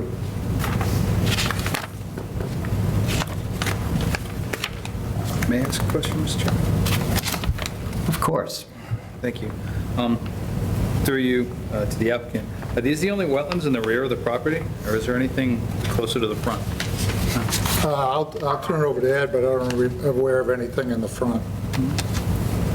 No, there's no wetlands in the front of the property. This is at Avizenis again, but no, I flagged these wetlands. The entire front of the property is all upland. We actually also did a number of soil evaluations out there, which the data has also been provided that details that. There's a larger wetland in the back that you see as the A series, but we're actually entirely greater than 100 feet away from that. The only jurisdiction we're in is that there's this little B series, it's Six Flags, that you see off the back end of that, the parking and storage area there. We'll be able to maintain 57 feet separation, 57 feet of separation from that. There's two measurements there, so there's a 30 foot and 57. So 30 feet, where we have to get within 30 feet for the temporary LOD. So that's really just for the grading and everything. Once that's set and established, we'll be able to revegetate that, let that grow wild. And the permanent LOD, the permanent disturbance will only be 57 feet away. And that little B series is really just a man-made hole. I couldn't even see it on in a number of historic aerial review, looking at all the different years, and it doesn't even show up. It's so small. It looks like it was maybe dug out at one point by a machine, many years ago. It looked like maybe the property had been locked at one point. I don't know if that in conjunction with that or what, but it's just a little man-made hole in the ground. Honestly, that is, technically meets the definition of wetland, but is a little man-made feature, not regulated under the Massachusetts Wetland Protection Act, but is regulated under your bylaw. So that's why we're here, because of that series.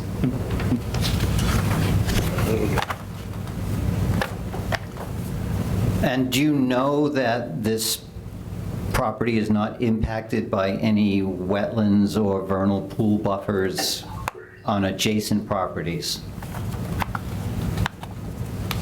Yeah, I looked across the entire area. Whenever I do a wetland delineation, I look for wetlands on the property and then surrounding the properties as well. Okay, thanks.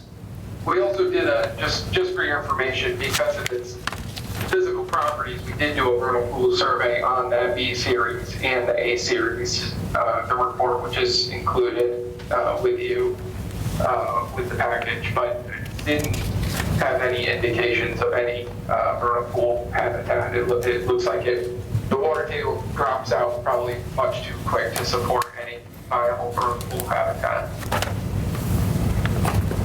All right, thank you.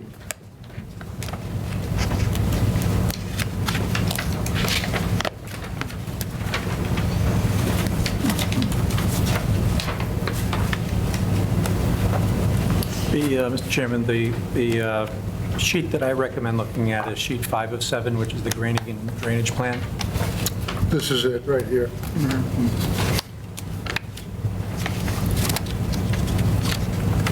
So I'd like to point out that this is an application that is submitted under Article 8, the Douglas Wetlands Protection Bylaw only, because both wetlands in the rear appear to be isolated vegetated wetlands, and they do not border a water body or waterway, and they do not appear to hold at least a quarter-acre foot of water.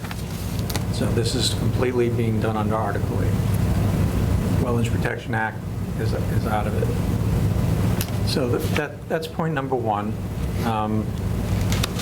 Point number two is if you look at Table 1 in the Wetland Protection Regulations for Article 8, it has the minimum, I want to emphasize minimum setbacks regards to limit of work or disturbance in the limits of building.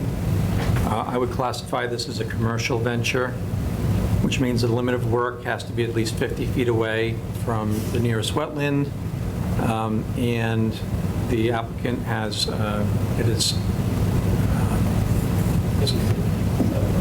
if you go back to here, as it is 57 feet here at this LOD. So but then we have a T LOD. So, and if you scroll back to here, to this one, it suddenly looks, maybe it's the toe of slope LOD? That's a top of slope where you're pointing. That's right, well, go ahead. Yeah, that's right. So this is a cut. Yeah, Mr. Fanoff, that was the temporary LOD to achieve the appropriate grading. We had to kind of go further out than we really wanted to, but then that area is going to be revegetated and allowed to regrow. So that's why there's the permanent LOD and the temporary LOD. Okay, I haven't had this particular situation come up before. Somebody wants to disturb just temporary, and then we'll vegetate it back. I don't know how you view that regarding the limit of work and disturbance setback of 50 feet. If you do it like Mr. Avazinas is saying, then in the end it'll be 50 feet.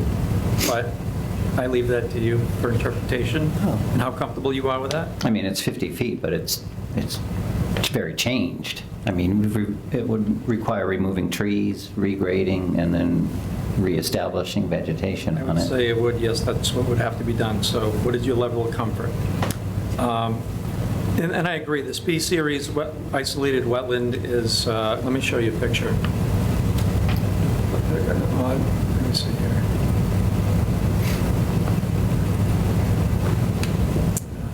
I'll show you a picture of what that B series looks like. So here it is. Oh. It's just basically a hole in the ground.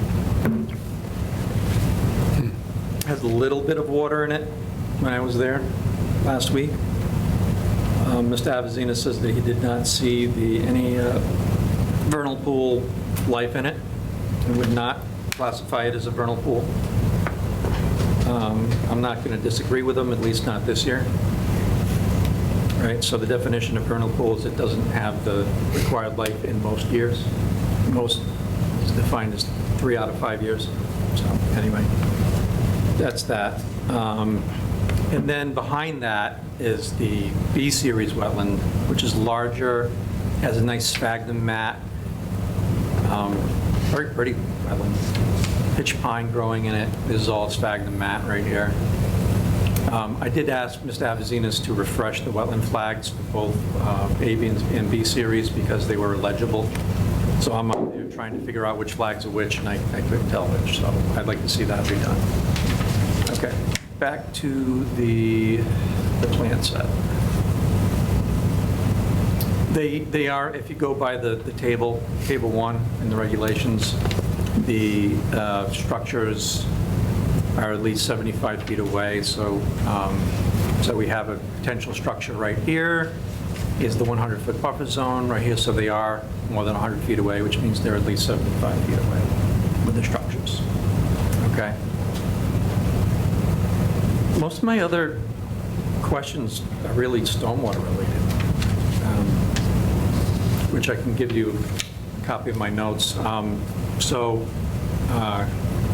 I believe that a civil engineering peer review has been solicited for the planning board, Matt? Yes. Okay. I am requesting to review the planning board's stormwater reviewers' comments, if that's all right. That said, I had some preliminary questions, if I can go through them. Just real quick. Yep, that's fine. Thank you. Infiltration basin number 1.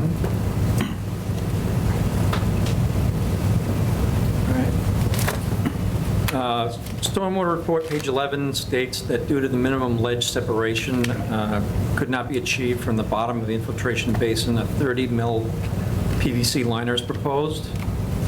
Per the detail sheet, half of the basin bottom will have the 30 mil liner. Did the hydrocat exfiltration calculations take this reduction of bottom area into account? I can't answer that. Well, that's good. I just want to get them out on the record. And then I'll get this to you when we're done. Regarding the outlet to Basin 1, it's designed with an emergency spillway with no other outlet structure. This design depends on infiltration only, and that could be problematic. Think cubes of Gilboa. Yeah. Okay, the emergency spillway discharges close to Webster Street, and it's supposed to flow west over adjacent properties driveway up here into Webster. So, you know, given that, per the stormwater standards, if an emergency spillway directs stormwater to an adjacent property, a drainage easement may be necessary. That's on page 91 of the stormwater standards. Next question was, do both basins have the required 1 foot of freeboard over the brimful conditions? Okay, and then if we go to the drainage,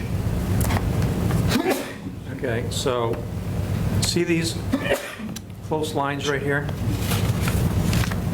So that's a piece of ledge, and let me go back. I'll show you what that actually looks like in the field. So this is what it actually looks like.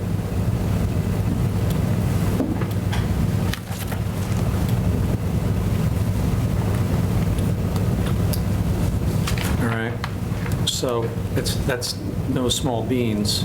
And then if you go back to the site plan, and you see the topo lines, the proposed topo lines in the black, 842, 842.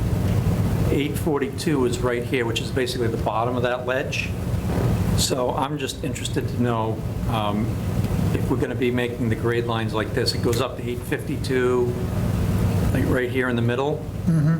So that's a 10-foot cut. So how do we plan on removing all of that ledge? Is it going to be blasted? Blasted. It's going to be blasted, okay. That's what I needed to know. Okay. The applicant has filed an earth removal permit with the planning board. Right. So, you know, that's a significant amount of ledge being proposed to be removed. So some of the concerns on my end regard the proposed curb number classification as a result of the amount of excavation required. You know, the higher the curb number, the bigger the flow. And I also noticed walking through this property, there's a lot of exposed ledge at the surface. Yeah. A lot of that. So I'm concerned about that as well, and the 2 feet of separation. So. My copy? Yep, your copy. Thank you. So that's my initial comments. I was going to add one more comment. I'm not sure. I only have a small plan, so I can't tell the grades, but if you said that it's a cut at the back near the wetland B? No, it's more towards the front.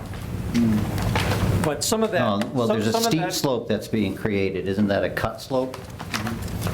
Well, there's already a steep slope. Not in that area. He's in the back. Oh, over by the wetland? By the ice. Well, there's going to be a cut, yeah, so... Right. So will that impact the water table within that wetland if we're making such a cut so Right, so there's gonna be close to it? There's going to be a 10-foot cut, goes from elevation 858 or 856 down to 846. So there's definitely going to be a cut within 100 feet of that B-series wetland. Excellent observation. Well, that's the question for the applicant to tell us. So that's something that I would put on the engineer or Mr. Avizanis. Would you mind repeating that question one more time? So Ed, there's going to be a cut right in here.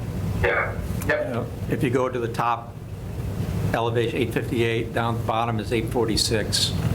Yeah. So there's going to be, a 10, 12-foot cut right here within 100 feet of the B-series wetland. Do you expect there to be any exfiltration of water, bleeding of water out here from the B-series wetland that might change the hydro period of that wetland? So you don't have to answer it now, but it's something that we would like to see answered more formally. Yep, that makes sense. That's worth addressing. My guess is that B-series exists because it's in a little bowl or pocket, of ledge. So, but definitely we can address that. So, given that the numbers in the regulations for setbacks are minimums, just a curious question as to why all work could not be avoided and be put outside of the 100-foot buffer zone? Yeah, we thought, based on the applicant's needs, the quality, functions, and values of that B-series, that the 57 feet would be sufficient buffer to protect what functions and values it does provide.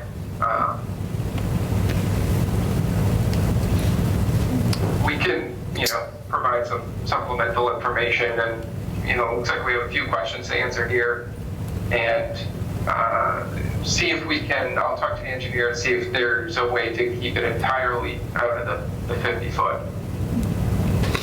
Yes, I would suggest looking at that instead of having temporary and final, just having final and being more than 50 feet.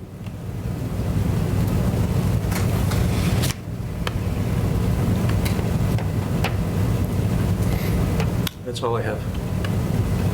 I'm seeing grading that extends very close to property lines. I mean, it's really not, it's probably outside of our jurisdiction, but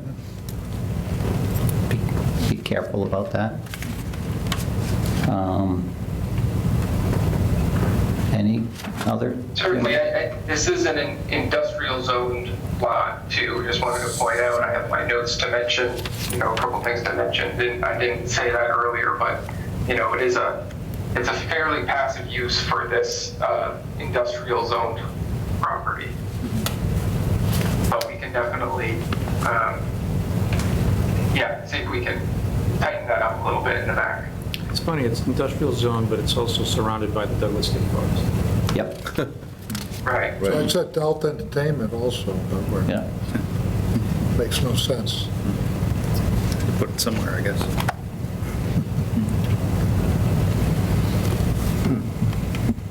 Okay. Well, we have some homework. Yeah, that's usually the case.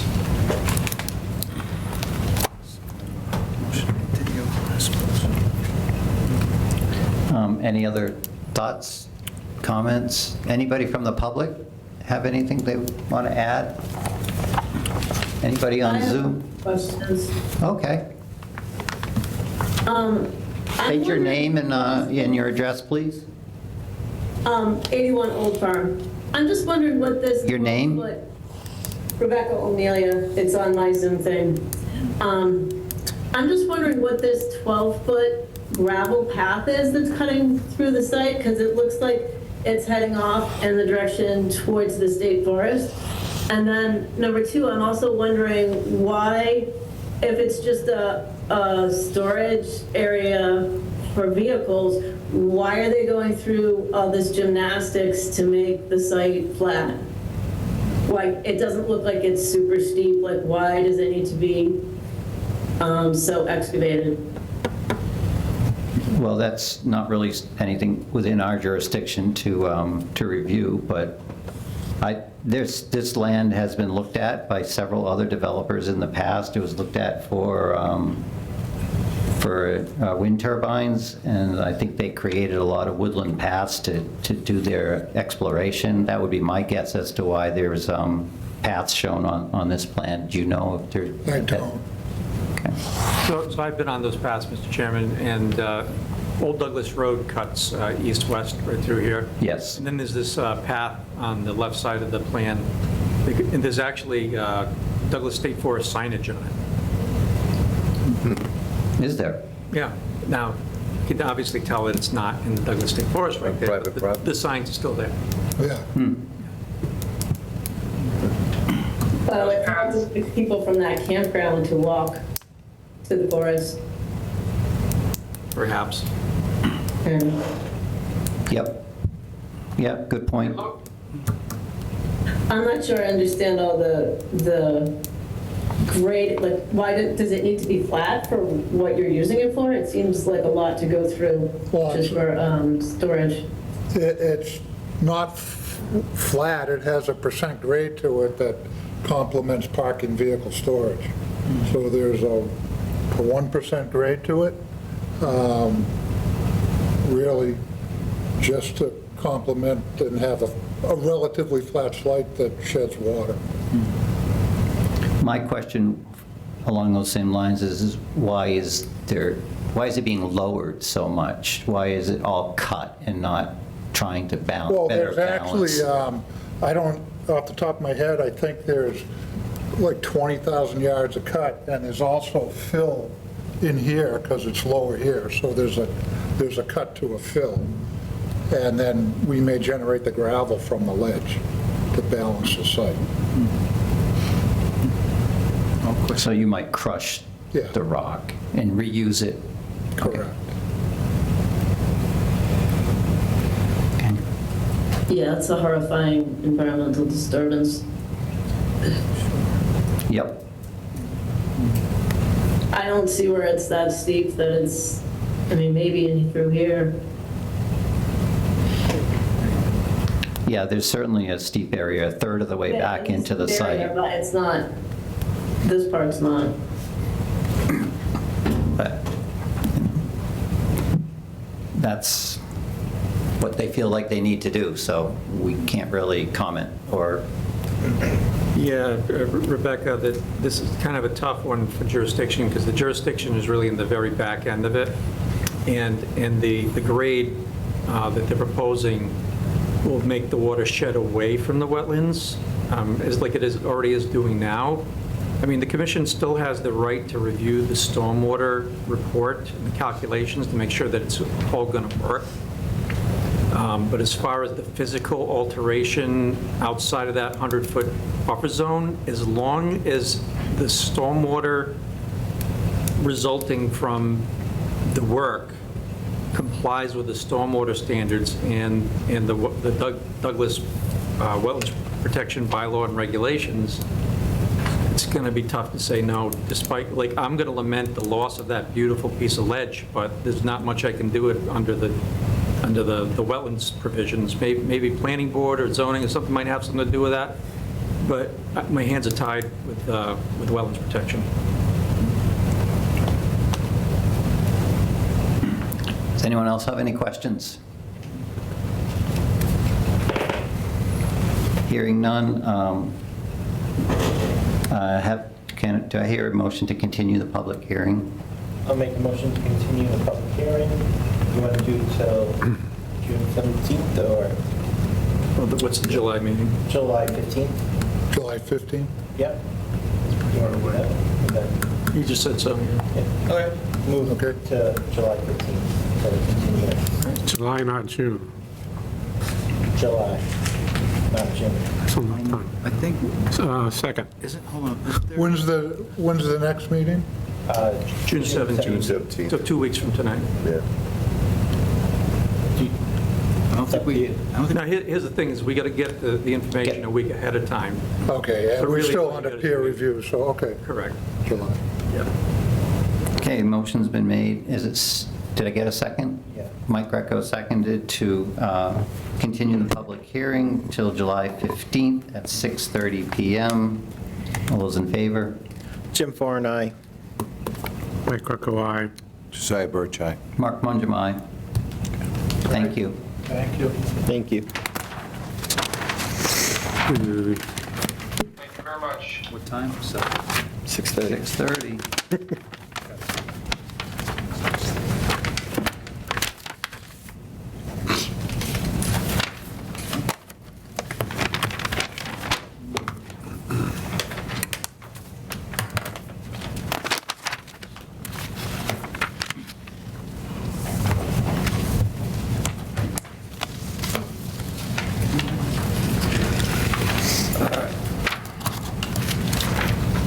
Next up, going to old business now. We're going to skip ahead to number 14.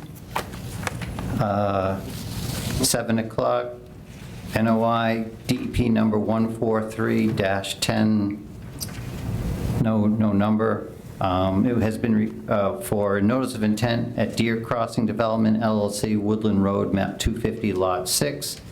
I heard at the beginning of the meeting that there's a request to withdraw without prejudice this motion. Are we okay with that?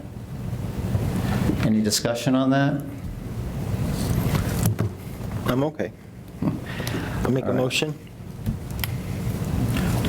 Okay, motion's been made to withdraw without prejudice this notice of intent. Is there a second? Second. Josiah Birch seconds. All those in favor? Jim Farn, aye. Mike Greco, aye. Josiah Birch, aye. Mark Mungem, aye.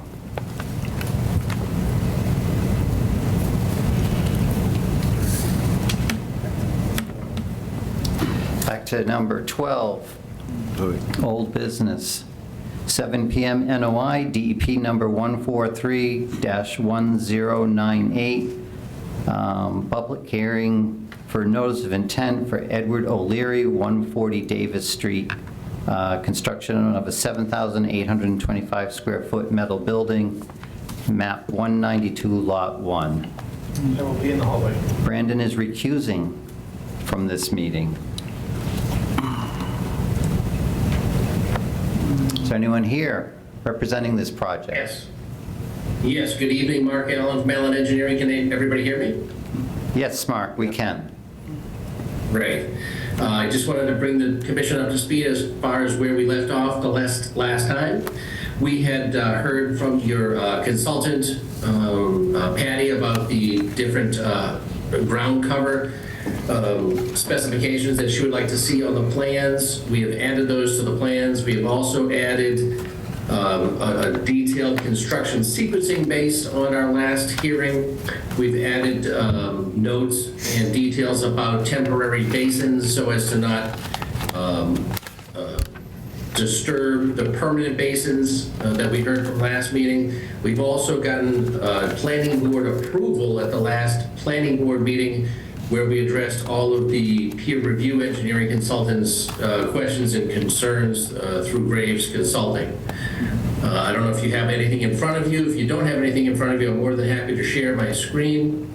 But we have supplied the commission with revised plans dated May 20th, 2024, which incorporates all of these minor modifications.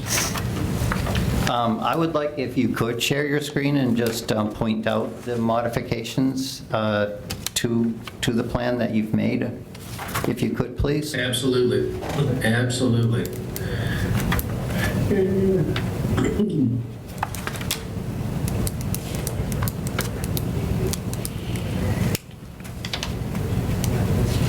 So, can everybody see that screen in the room? Yes.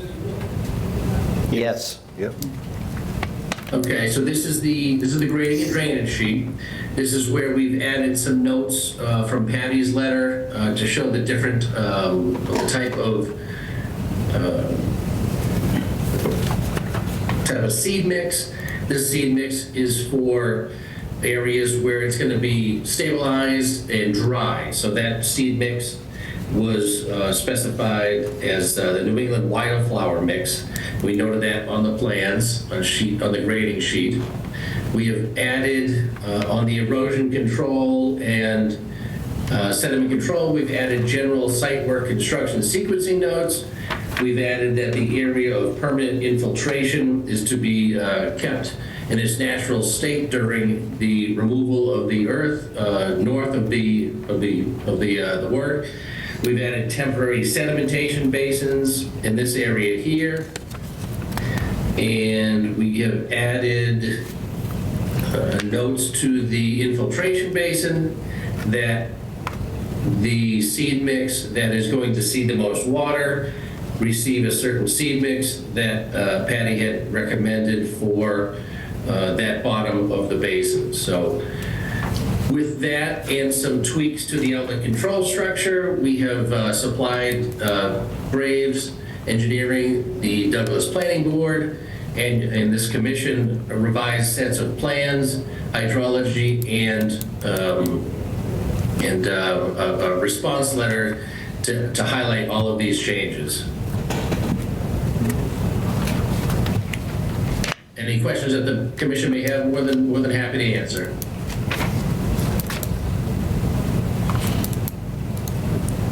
So if you could just go back to the detail for the detention basin bottom, and you mentioned the seed mix. Yes. I'm sorry, I only have an 11 by 17 plan, so I'm not able to really read it. What does it say on there for the seed mix? It is a 3-inch depth of native topsoil mixed with compost and seeded with erosion control seed mix for saturated soils. And the specification can be found on NEWP's website under products with the New England Erosion Control Restoration Mix for detention basins. It highlights moist sites and is for retention basins for their floor mix with low maintenance or equivalent. All right, thank you.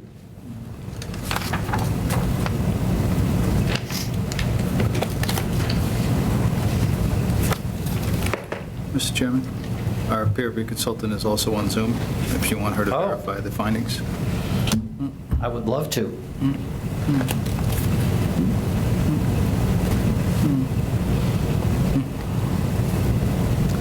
What's her name? Patty? Patty, can we hear from you? Yes, I appreciate, Mark, that you and the team put together a plan that responded to my comments. This is a very high-quality wetlands and woodland area, and I thought it was important not to bring in any seed mixes that could have escaped invasive plants that would impact what's already there and providing habitat. The only thing I think might be missing is a reference to weed seed and weed and seed-free and contaminant-free material brought in. But you might, there it is, yeah, seed-free, there it is. Yeah, the reason for that is my concern that the Japanese knotweed has gotten so out of control, and it's really hard to find topsoil that's not infected with it. And it comes in and really is very difficult to control after the fact. And I apologize, Patty, we did make those notes to the erosion control so as to not have weeds or seeds in them as well, and we did make those notes to the erosion control lines as well. Okay, that's fantastic. I'm very pleased. Great. Thank you, Patty. Appreciate it. Appreciate you looking at it. And, you know, being careful about what you're reviewing.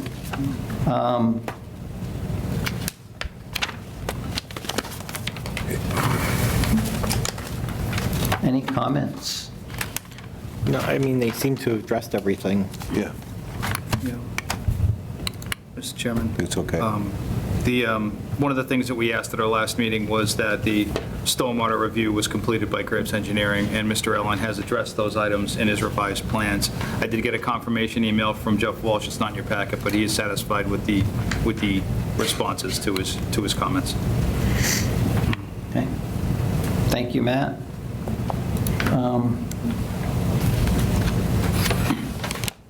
My notes from last week.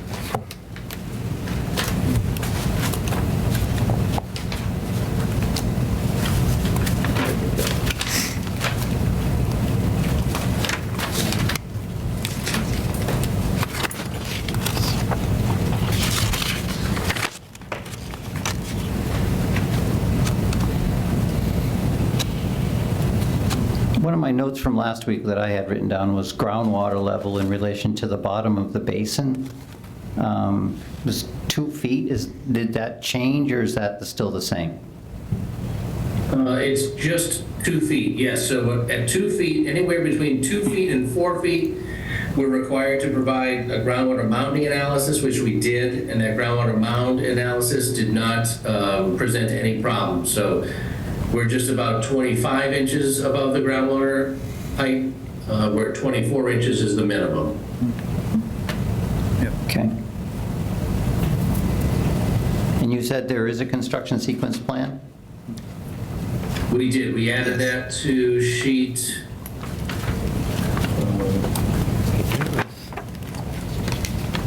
That to sheet. C6, is it? C6. Yep.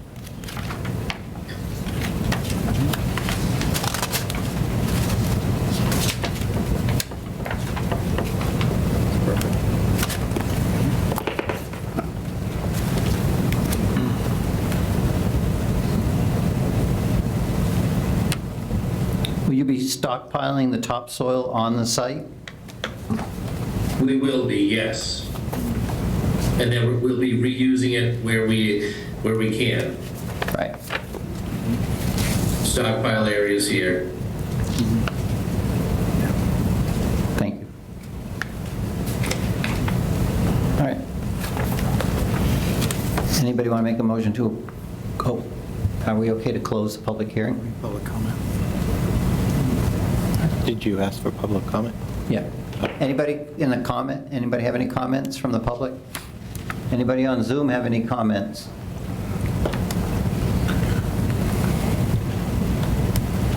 Seeing none? You want to close the public hearing? Make a motion to close the public hearing for, what is it? 140 Davis Street. Okay, motion's been made to close the public hearing for 140 Davis Street. A second? Second. Seconded by Josiah Birch. All those in, any discussion? No further discussion? Any in favor? All in favor? Jim Foran, aye.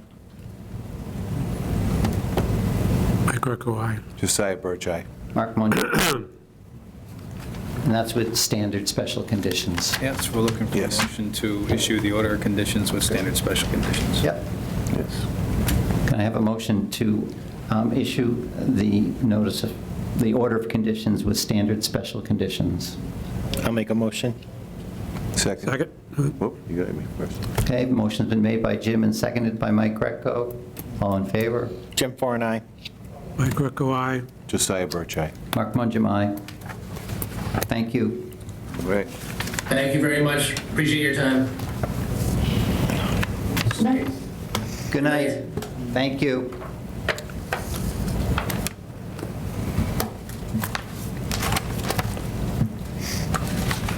Go get, You guys can come back in.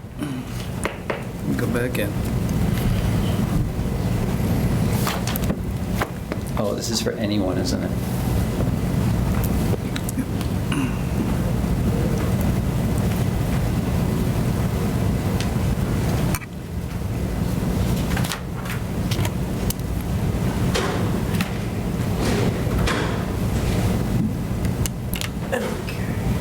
Cruising right along. Still good. A lot of signatures going around tonight. Feels very good. 13? Only up to They're rushing us, huh? Okay, 7 o'clock, NOI. Public hearing is to be opened for DEP number 1431094. Notice of intent for Paul Macharia, 75 Old Farm Road, map 237, lot 25. Someone here for this? Yes. Yes. Yes, sir. Name and address, please. Yeah, good evening,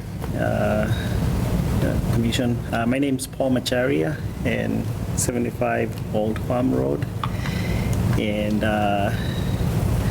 I know I've been here a couple of times, and I apologize on behalf of my engineer. He couldn't make it today. He had a death in the family, so he asked me to come to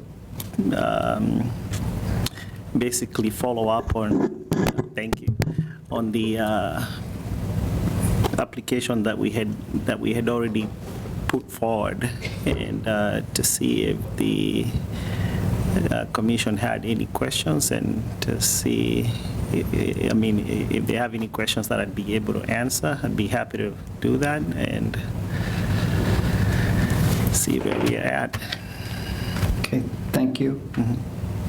Has there been any change to the plan at all, or is it still the same? No changes since the last revised plan. The last change that the engineer had made was to basically make sure that the house itself was completely outside of the buffer zone. Right. Yeah. Mr. Chairman? Yes. I reviewed this property back in April, actually after a storm. We had some good rain, like 2 days in a row. I walked the property at 75 Old Farm Road. That's a wicked tough lot. It's kind of like a moat, you know, where there's water running around it. I mean, to me, it was almost like rapids. It was. With the brook on the outside? Yeah. And I looked at the, right here on the plan where the culvert pipe is. It's right next to where the proposed well is also. I mean,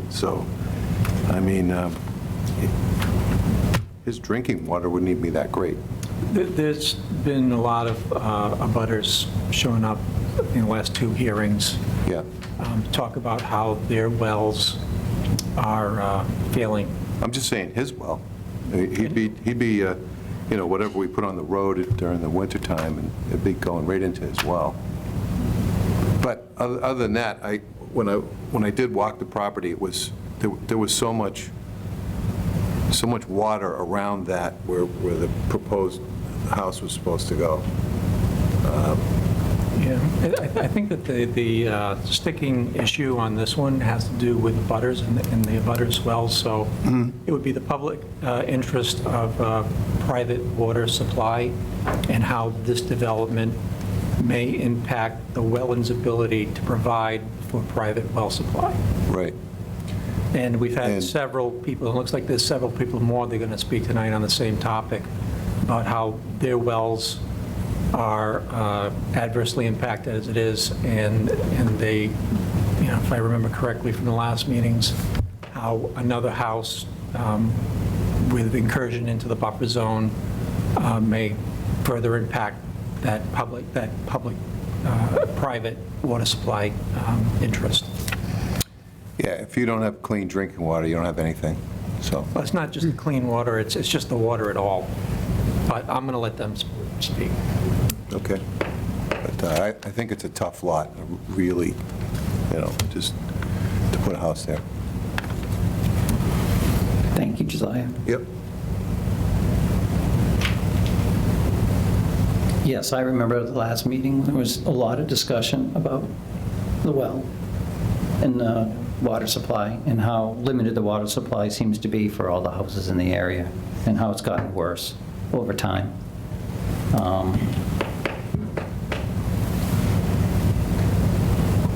The layout in terms of, you know, separations, setbacks, you know, they finagled the plan to try to meet what we typically require. So from that standpoint, it's, I have some issues with how much area is disturbed, but it's certainly, not certainly, but it's close to what we've approved in the past. I don't know, any thoughts, Jim?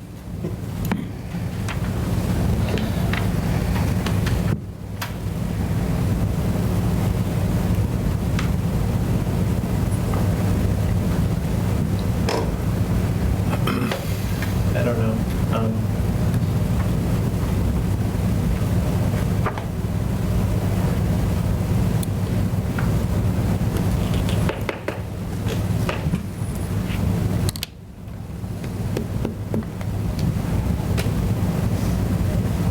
And this is the last lot too, right? On top of it? I don't think it's... No, they're building No, it's something not. else down the street. Yeah, Yeah. there's others.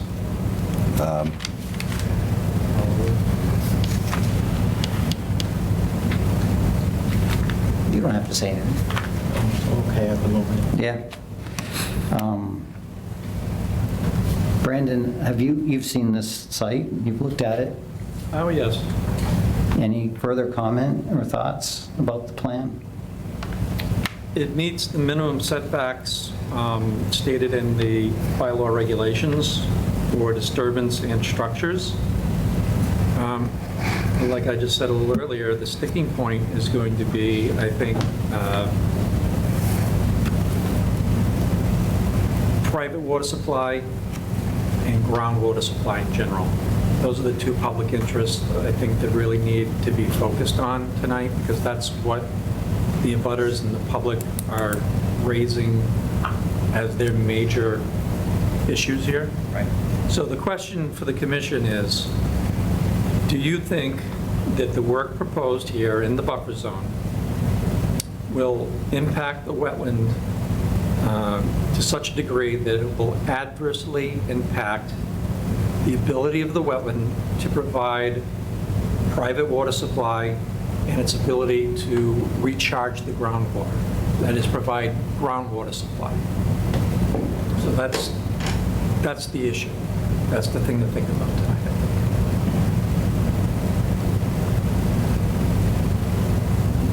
Will the work proposed here adversely impact the wetland resource area's ability to provide private water supply and groundwater supply?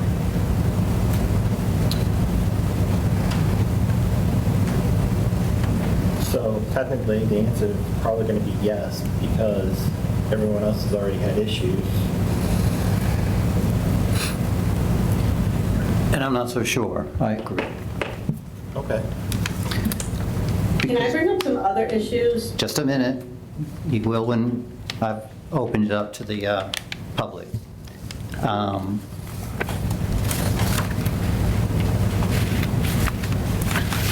The wells, I'm not sure what the depth of the wells are of the other residents in the area, but the wells are, I'm guessing, are probably pretty deep. And therefore, I doubt that the wetlands on the surface impact water levels in the well that might be 600, 700 feet deep. That's I don't know that. I mean, I'm not a wetland scientist enough to know that, but typically there's a separation. So that's what I would want to understand better before I could say.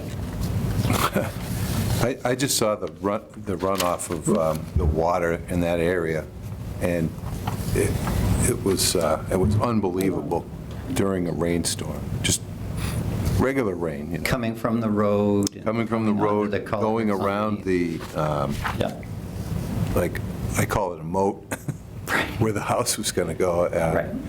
And there was a lot of water. So I don't even know how you would deal with that. I mean, you know, later on if this is approved. But I don't know. And then, you know, the drinking water issue, like you said. Yeah. And if you don't have clean drinking water, you don't have anything. So it's a really tough lot, you know, really. So that, then what you're talking about then, Josiah, is the wetlands' ability to prevent pollution.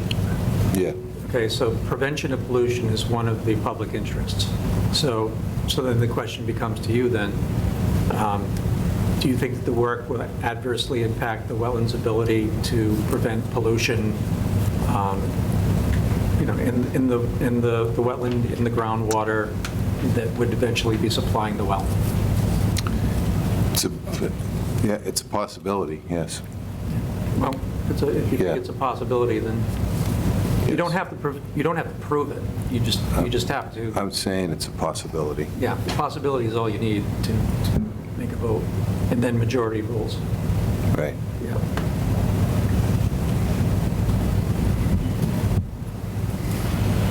Did you want to say anything or have any thought? I wonder if the applicants provided credible evidence that the work proposed in the application will not harm the interests provided in Article 8. Yeah.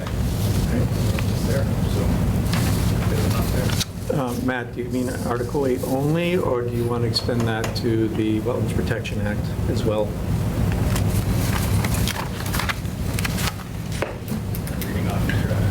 Well, I did make a draft motion, but I think, Mr. Chairman, maybe you should go to the public first. I do. All right. Anybody from the public have any comment? Sir? Hey, Scott Shea, 71 Old Farm Road. I'm a direct abutter. Brandon used the phrase adversely impact private water supply. Will the construction of this property adversely impact water supply, public water supply? I can tell you that there's a number of houses that were constructed since I've been in the neighborhood as a direct abutter at 71 in the past 7 years that have negatively impacted. I brought it up in previous meetings that I forget the number, but there's a house in Woodland. When that house was being put in and they fracked, it cost me $8,000 to fix my well. I know the Patels who are online have 2 or 3 wells on their property. I know the Hadleys who are online that were negatively impacted when there was another construction. I'm sure he'll speak to that if he wants to. I know Rebecca will probably speak to when another property went in behind her that it cost her about $3,000, I think she said in the meeting. All of the construction is, as they keep punching these houses in, have negatively impacted the existing community there. Now, like I said in the first meeting that I came to, I bought a property in a development that I knew was going to continue to be developed. I wasn't opposed to that. I knew it was going to happen. Construction was going to happen until I was subject to water supply issues myself. I brought up in a meeting that I ran out of water 8 times. I'd have water delivered to my well 8 times in one season. Until then, I got its own frack. There's a severe water supply issue there in that area of Woodland. I'm glad the Woodland proposal was withdrew without prejudice, because I was going to echo the same exact phrasing I'm saying now for that one next. There's not enough water. And sir, you brought up when you walk, you saw just at rapids, adding pollution into, if he does drill a well. If he adds pollution into his well, we all share the same aquifer. We're all running out of water. We all share the same aquifer. You add pollution there, you're adding it to everybody's down there. everything I said previous. I don't know if you want me to go through it all, the radon, everything, but I have over $20,000 invested just into a hole in the ground, just into the well. Frack, zone frack, what was supposed to cost $6,000 when I spec'd out the property. So that would scare me away if I was trying to buy, but yeah, it is what it is. So thank you for your time. All right, thank you. Anyone else with comments, please? I have comments. Can I share some documents? Your name and address, please. 81 Old Farm. This lot is next door to me. And please state your name out loud. I can see your name tag. Rebecca. It's actually Rebecca Klaus. Thank you. Yeah, let me see if we can share this.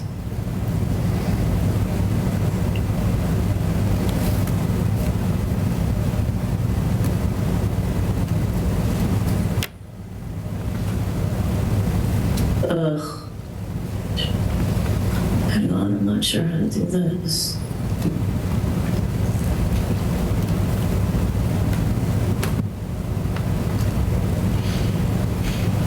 Can she share something from her? She's set up. Oh, she is, okay. Thank you.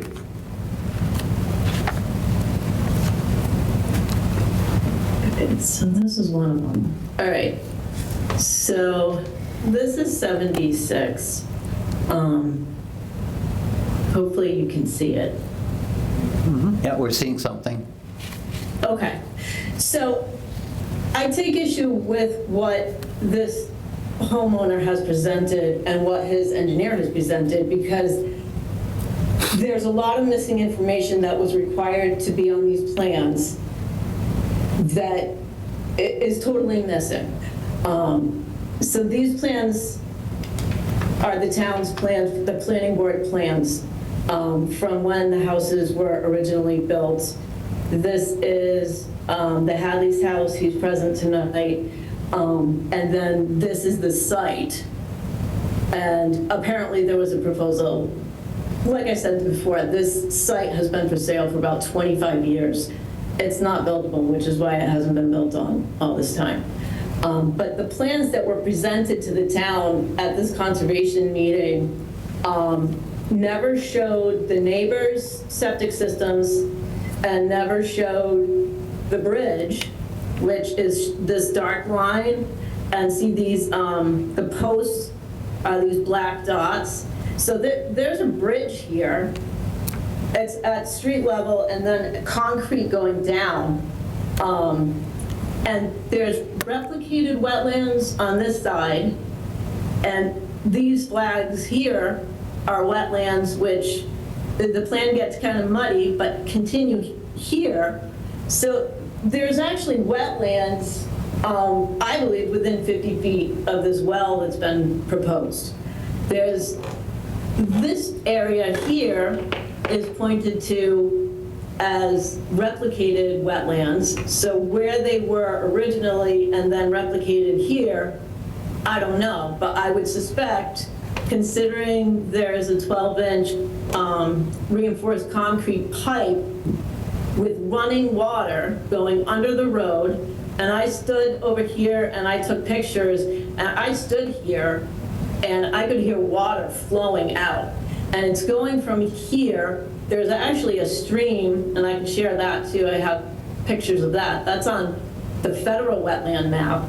This water connects to that stream. So you're talking about putting a well right adjacent to a replicated wetlands and this culvert, or whatever you want to call it, reinforced concrete pipe that is basically bringing a stream from this side of the road to that side of the road. So I believe the plans that he presented did not accurately depict this site. This bridge was never shown on any of his plans, and neither was this, which is a giant structure, and this is a public street, and it's, you know, it remains to be seen if this gets damaged, who's going to pay to fix it and all that. And then you can also see on this plan, if we pan down a little bit, so this is Hadley's septic system, and then this is Mr. Patel's septic system. So all of these things should have been shown on the plan, because these two are there, and then the Shays, Mr. Shay who just spoke, his is right, this bridge ends here, this is his lot. This plan isn't technically of his lot, but his septic system is very close to the property line right here as well. So you have 3 septic systems that, in my opinion, should have been shown on these plans, because they're all within the 150-foot zone that was supposed to be shown on any plans presented to the town. Mr. Chairman, if I may. Other septic systems, there's another neighbor over here, it's probably outside of the 150, but you've got several septic systems that I don't see where any due diligence was done to locate neighbors, utilities, or anything else. Okay, thank you. You had stated about the septic systems previously, so. Yep, Mr. Chairman, if I may. Just a minute. Mr. Birch. Yes. Mr. Birch, Yes. Go ahead, Mr. Birch. Rebecca, just a second, please. Just a second. So, Ma'am, could you please stop talking so that I can hear from Mr. Birch? Yeah, I just want to agree with Rebecca about the culvert pipe and the bridge, because I was there when it was raining, and where the proposed well is, I tried to measure it myself. It's super close. It's less than, I think it's less than 20 feet from that pipe, and there's water coming out of there like crazy, and he'd be drinking that. You know, that's where his well is. Just a minute. And so I agree with you that there's a lot of water coming across the street and off the roadway from that bridge. That's what I want to say. Right, and I'm seeing that there's a 12-inch RCP shown on the plan, and then it shows it ending at the end of the street, but then the wetland doesn't start until, well into the site, which is kind of funky. It should, I would think it would start at the end of, I would think it'd start at the end of the pipe. It's all wet there. It's all wetland there. Right, because flag number 1 yeah, they have it. is well away from the road. Yeah, so there's two different. Is there a gap? There's 2 different opinions on what the wetland line is right there. But, I mean, this is established, this is a town plan that was already, this is. It's probably already expired. So I guess my question is, could we just have a peer review done? And then, and then that would just. Okay. I don't know. It's pretty clear, Jim.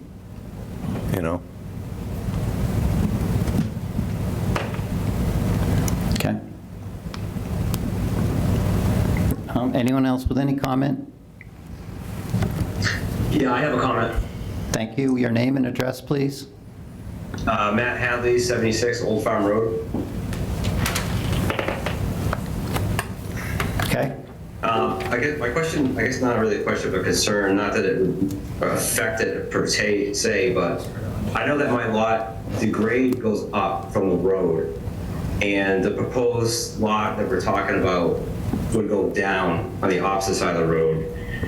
And I'm not sure if that would have any type of impact on anything, should anything go wrong. That's the only concern that I have.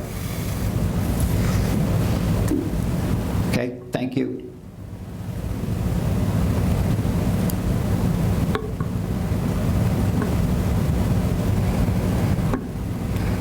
All right. So as you hear, there's a lot of concern about water on this site, and some of the, how the plan is documented and what's shown on it and what's not shown on it. Do you have any response to that?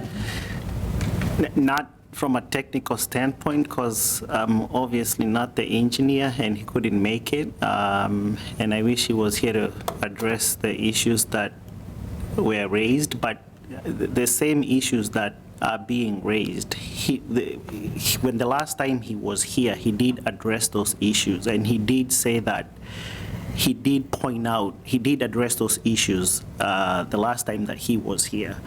So obviously I can't speak for him because I'm not the engineer, but I know he did address those issues regarding coming up with a plan that is that meets all the requirements for Douglas wetland protection. So yeah, so that's the that's the challenging issue that I have. Sure. Regarding one other issue that has been predominantly mentioned regarding the wells. One of the other meetings that I was at, that I had attended, the previous chairman did state that the commission is basically looking to address the issue about the plan meeting the requirements for the wetland protection. And he did mention that based on the commission, that he's looking to establish that the plan addresses the requirements, and the well issues, that's a Board of Health issue. That is not, he did state that that was something that needs to be addressed through a different department, through the Board of Health. So I feel like it's almost like a backdoor way to try to block me from building a house there, which is obviously pretty unfair for me. Because if I meet all the requirements, why should someone use a backdoor channel to try to block me from building something that is rightfully mine? I've met all the requirements. What more do I need to do to be able to get the permission to build a house? It seems pretty unfair to me.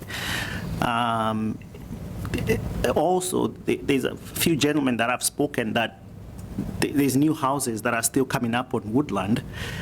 So how unfair would it be that they get the approvals and they keep building, but golly, I can't build?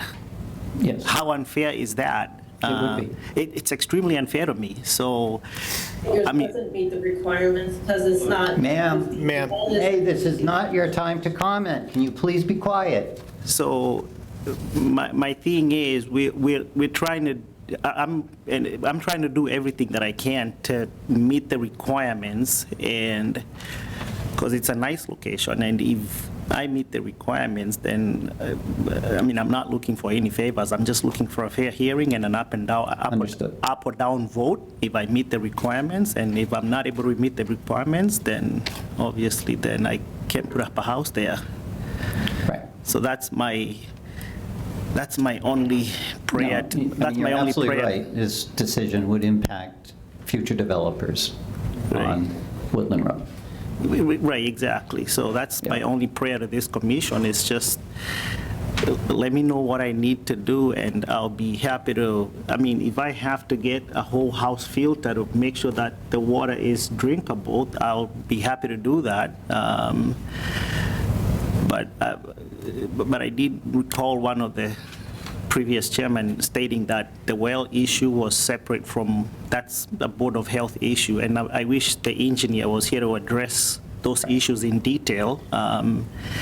And maybe this is something that I can request a continuance for him to be here, to be present, to address any issues or to address any questions, or maybe I appreciate the comment that you had, that one of the distinguished members had suggested about getting a separate engineer to review it and make sure that it meets all the requirements. And if that be the case, then hopefully I can get a fair hearing, up or down vote. And if it's up, then off to the races. Hopefully I'm in the house by Thanksgiving. And if not, then it's not.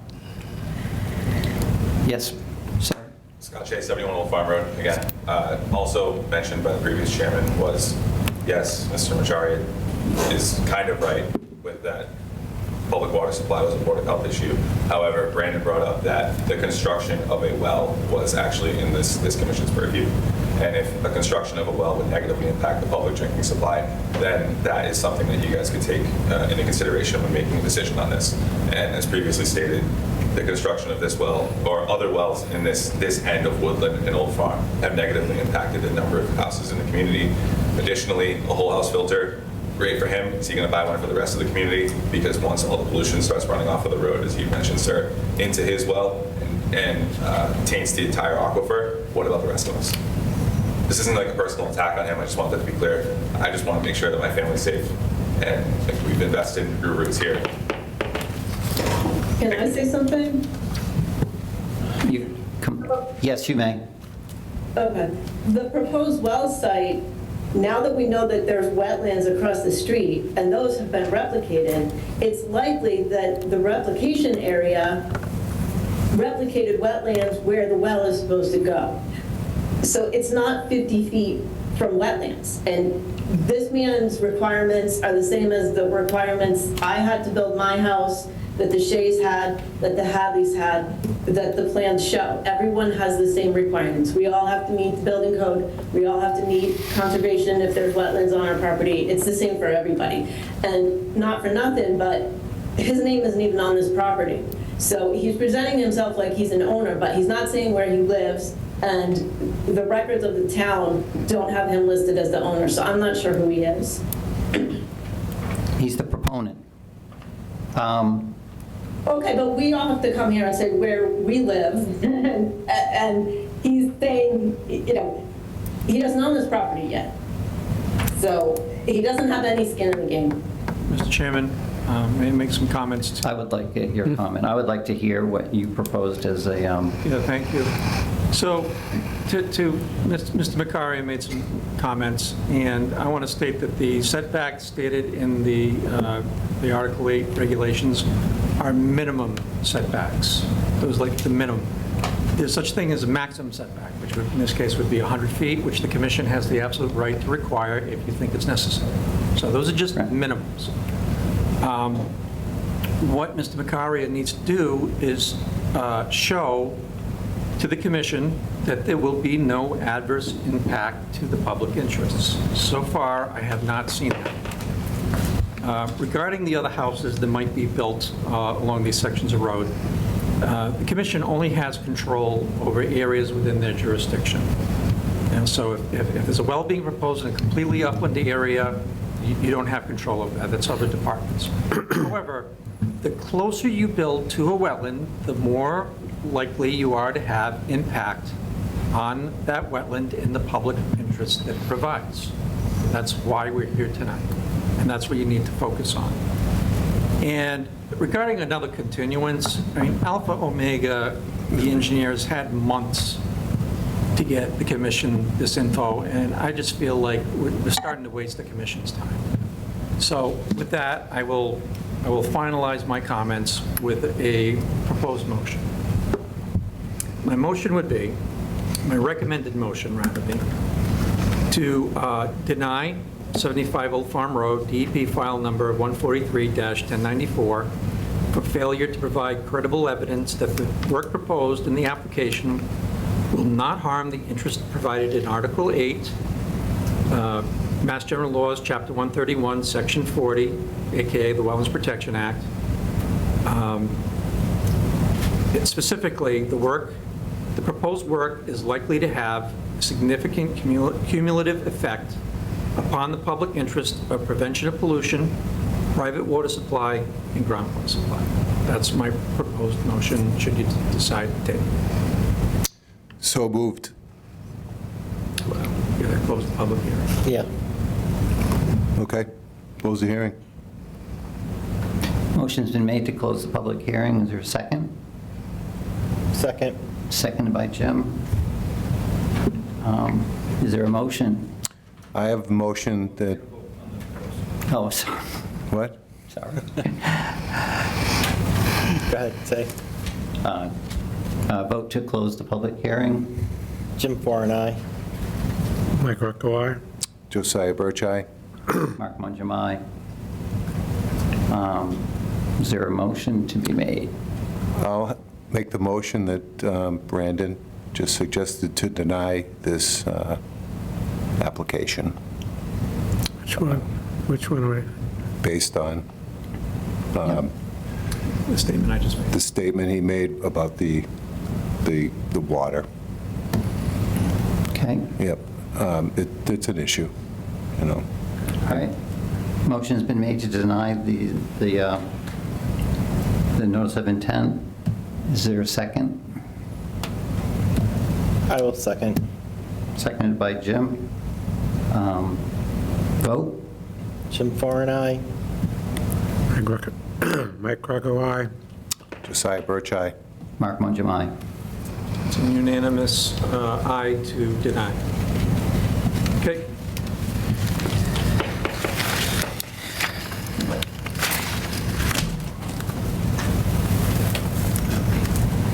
I got lost. Thank you.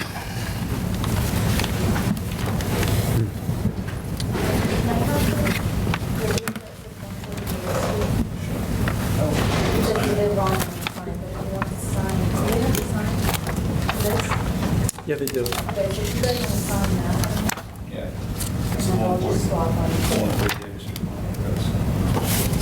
I got you. What do we have left on the list? Number 15?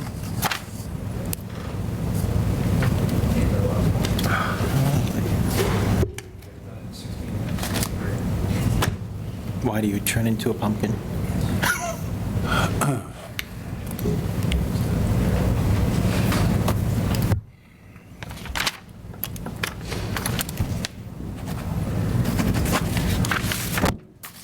This time, I'd like to open the public hearing for Judith and Daniel Russell, 90 Island Road, for a new well and septic system, map 159, lot 62. I need to recuse myself, Mr. Chairman. I'll be in the hallway. If anyone's here to speak to this, please. I don't see it. Good evening, Ian from Allen Engineering for 90 Island Road. We were in front of Your the address? commission I'm on sorry. the 13th. What's your address? I'm sorry. Excuse me? What is your address? My address is 140 Hartford Ave East in Hopedale. Thank you.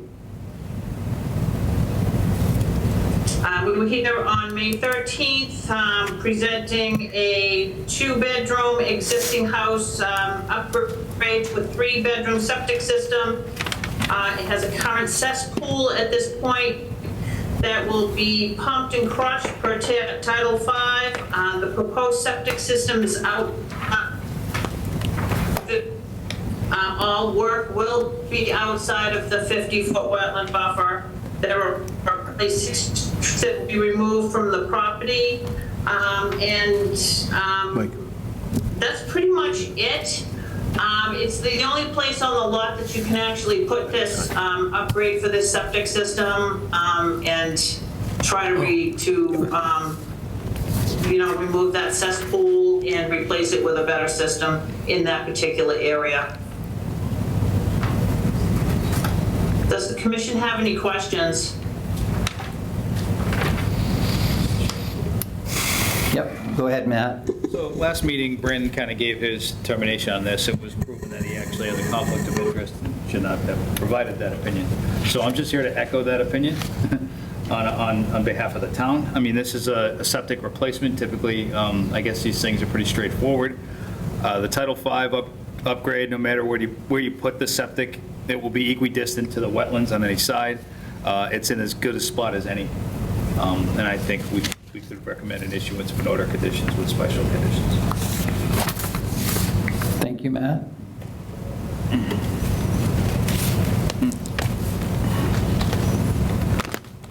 Any commission members have any thoughts or concerns or? Just No. Title V, I guess. Yeah. Anybody from the public?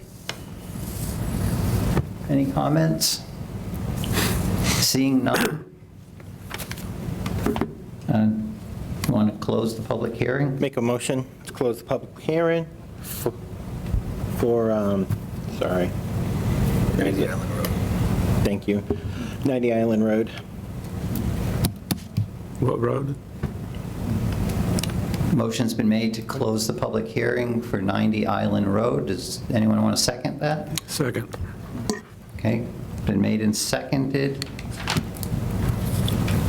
Anyone have a motion as to? Jim Four and I. Mike Greco, aye. I always forget that. Josiah Birch, aye. Sorry about that, you guys. I'm new to this job. Mark Mungem, aye. Doing great. Now, anyone want to make a motion? Make a motion to, Approve the Approve conditions with with special conditions. yes, Standard special conditions. yes, thank you, with standard special conditions. Second. Okay, it's been made, motion's been made by Jim Foran, seconded by Mike Greco to approve the notice of intent with standard special conditions. Jim Four and I. Mike Greco, aye. Josiah Birch, aye. Mark Mungem, aye. Okay. Thank you. Okay, thank you very much. Thank you very much. Thank you for your time. Thank you. You're welcome. Last thing we have is minutes, Mr. Chairman. Mr. Chairman, what signature is this for here? I'm not sure. That was for 40 Davis, I believe. 140 Davis. 140 Davis, okay.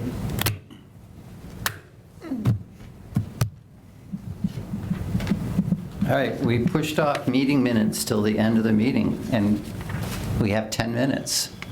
So, before, Please tell me you read them. so what do we have for meeting minutes? Only one? One set, it was a very long. One set, it's like, I think, like, that might have been our marathon It one. was a 4-hour meeting. That was only Just 4, four. oh, that's short. Yeah. I want to see the one that went till 12 in the morning to see that it Oh, it went longer than 12. 1:10 in the morning. that it ended on a different day that it started. Yeah, Yes, yeah. never again, They're still typing it up. never I again. know. I left before the day was over. Yes, you did, didn't you? Yes. You realize you can't do that Open the anymore. bag, Josiah. Yeah, You won't be able, Those signatures for the last one? it's only a part-time guy then. Just came around. Okay, they're not in that folder? Sorry, this one's 90 Island Road. oh, Mr. Chairman, Yes. I'd like to make a motion to end the meeting. we're still on the minutes. No, we have to look at the minutes. It's a motion. Okay, you can make a motion. Anybody going to second? About 10 minutes, I think. Not yet. No second, sorry. I'll hold you for a few more minutes. Did anyone get a chance to look at the meeting minutes for January 8th, or does anybody have any comment on the minutes? No comments. No comment. Wasn't here.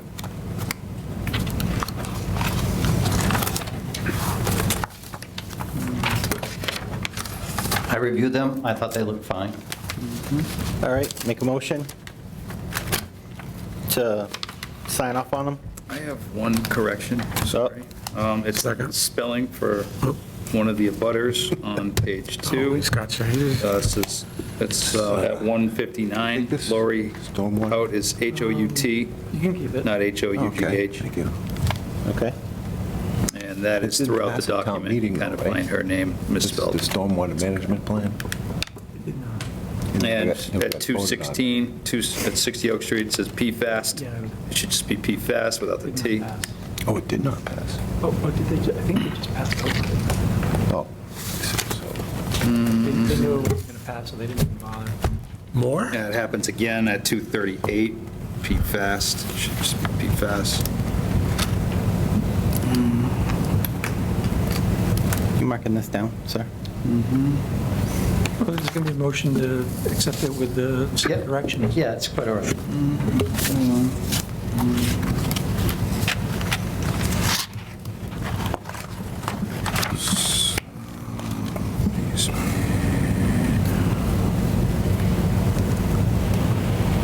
I'm just briefly scanning. Yep. No worries.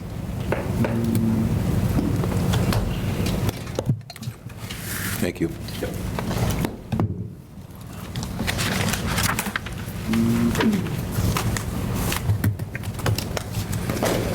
So, under old business number 8, I believe,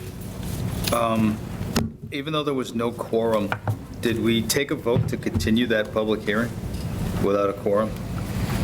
I don't know if we actually did. Maybe it wasn't reflected in the minutes, but there's no action to say that the public hearing is carried over to the next meeting. Perhaps that should be in there.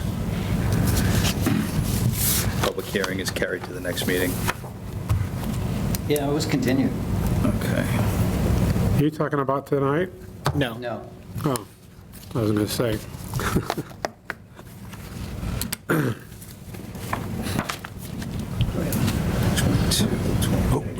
Public hearing continued to January 2024. I don't know if there was a vote or not, but I think it was just carried over because there was no quorum.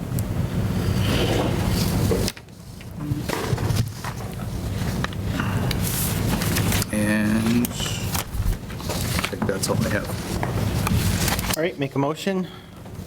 Sign off with those corrections for, what was the date? January 8th. January 8th. Second? Okay, the motion has been made to approve the meeting minutes for January 8th with the corrections of a spelling of Lori Hout's name, the word PFAST, changed to PFAS, and that there be a line added under old business number 8 that the meeting was continued to the next meeting. Yep. All those in favor? Jim Farr, aye. Mike Greco, aye. Josiah Birch, aye. Mark Wilson, aye. Like to make a Yeah, motion to close, to adjourn. Pretty good. Motion's been made to adjourn. Is there a second? Second. Jim Farr, aye. Mike Greco, aye. Josiah Birch, aye. Mark Mungem, aye. Okay.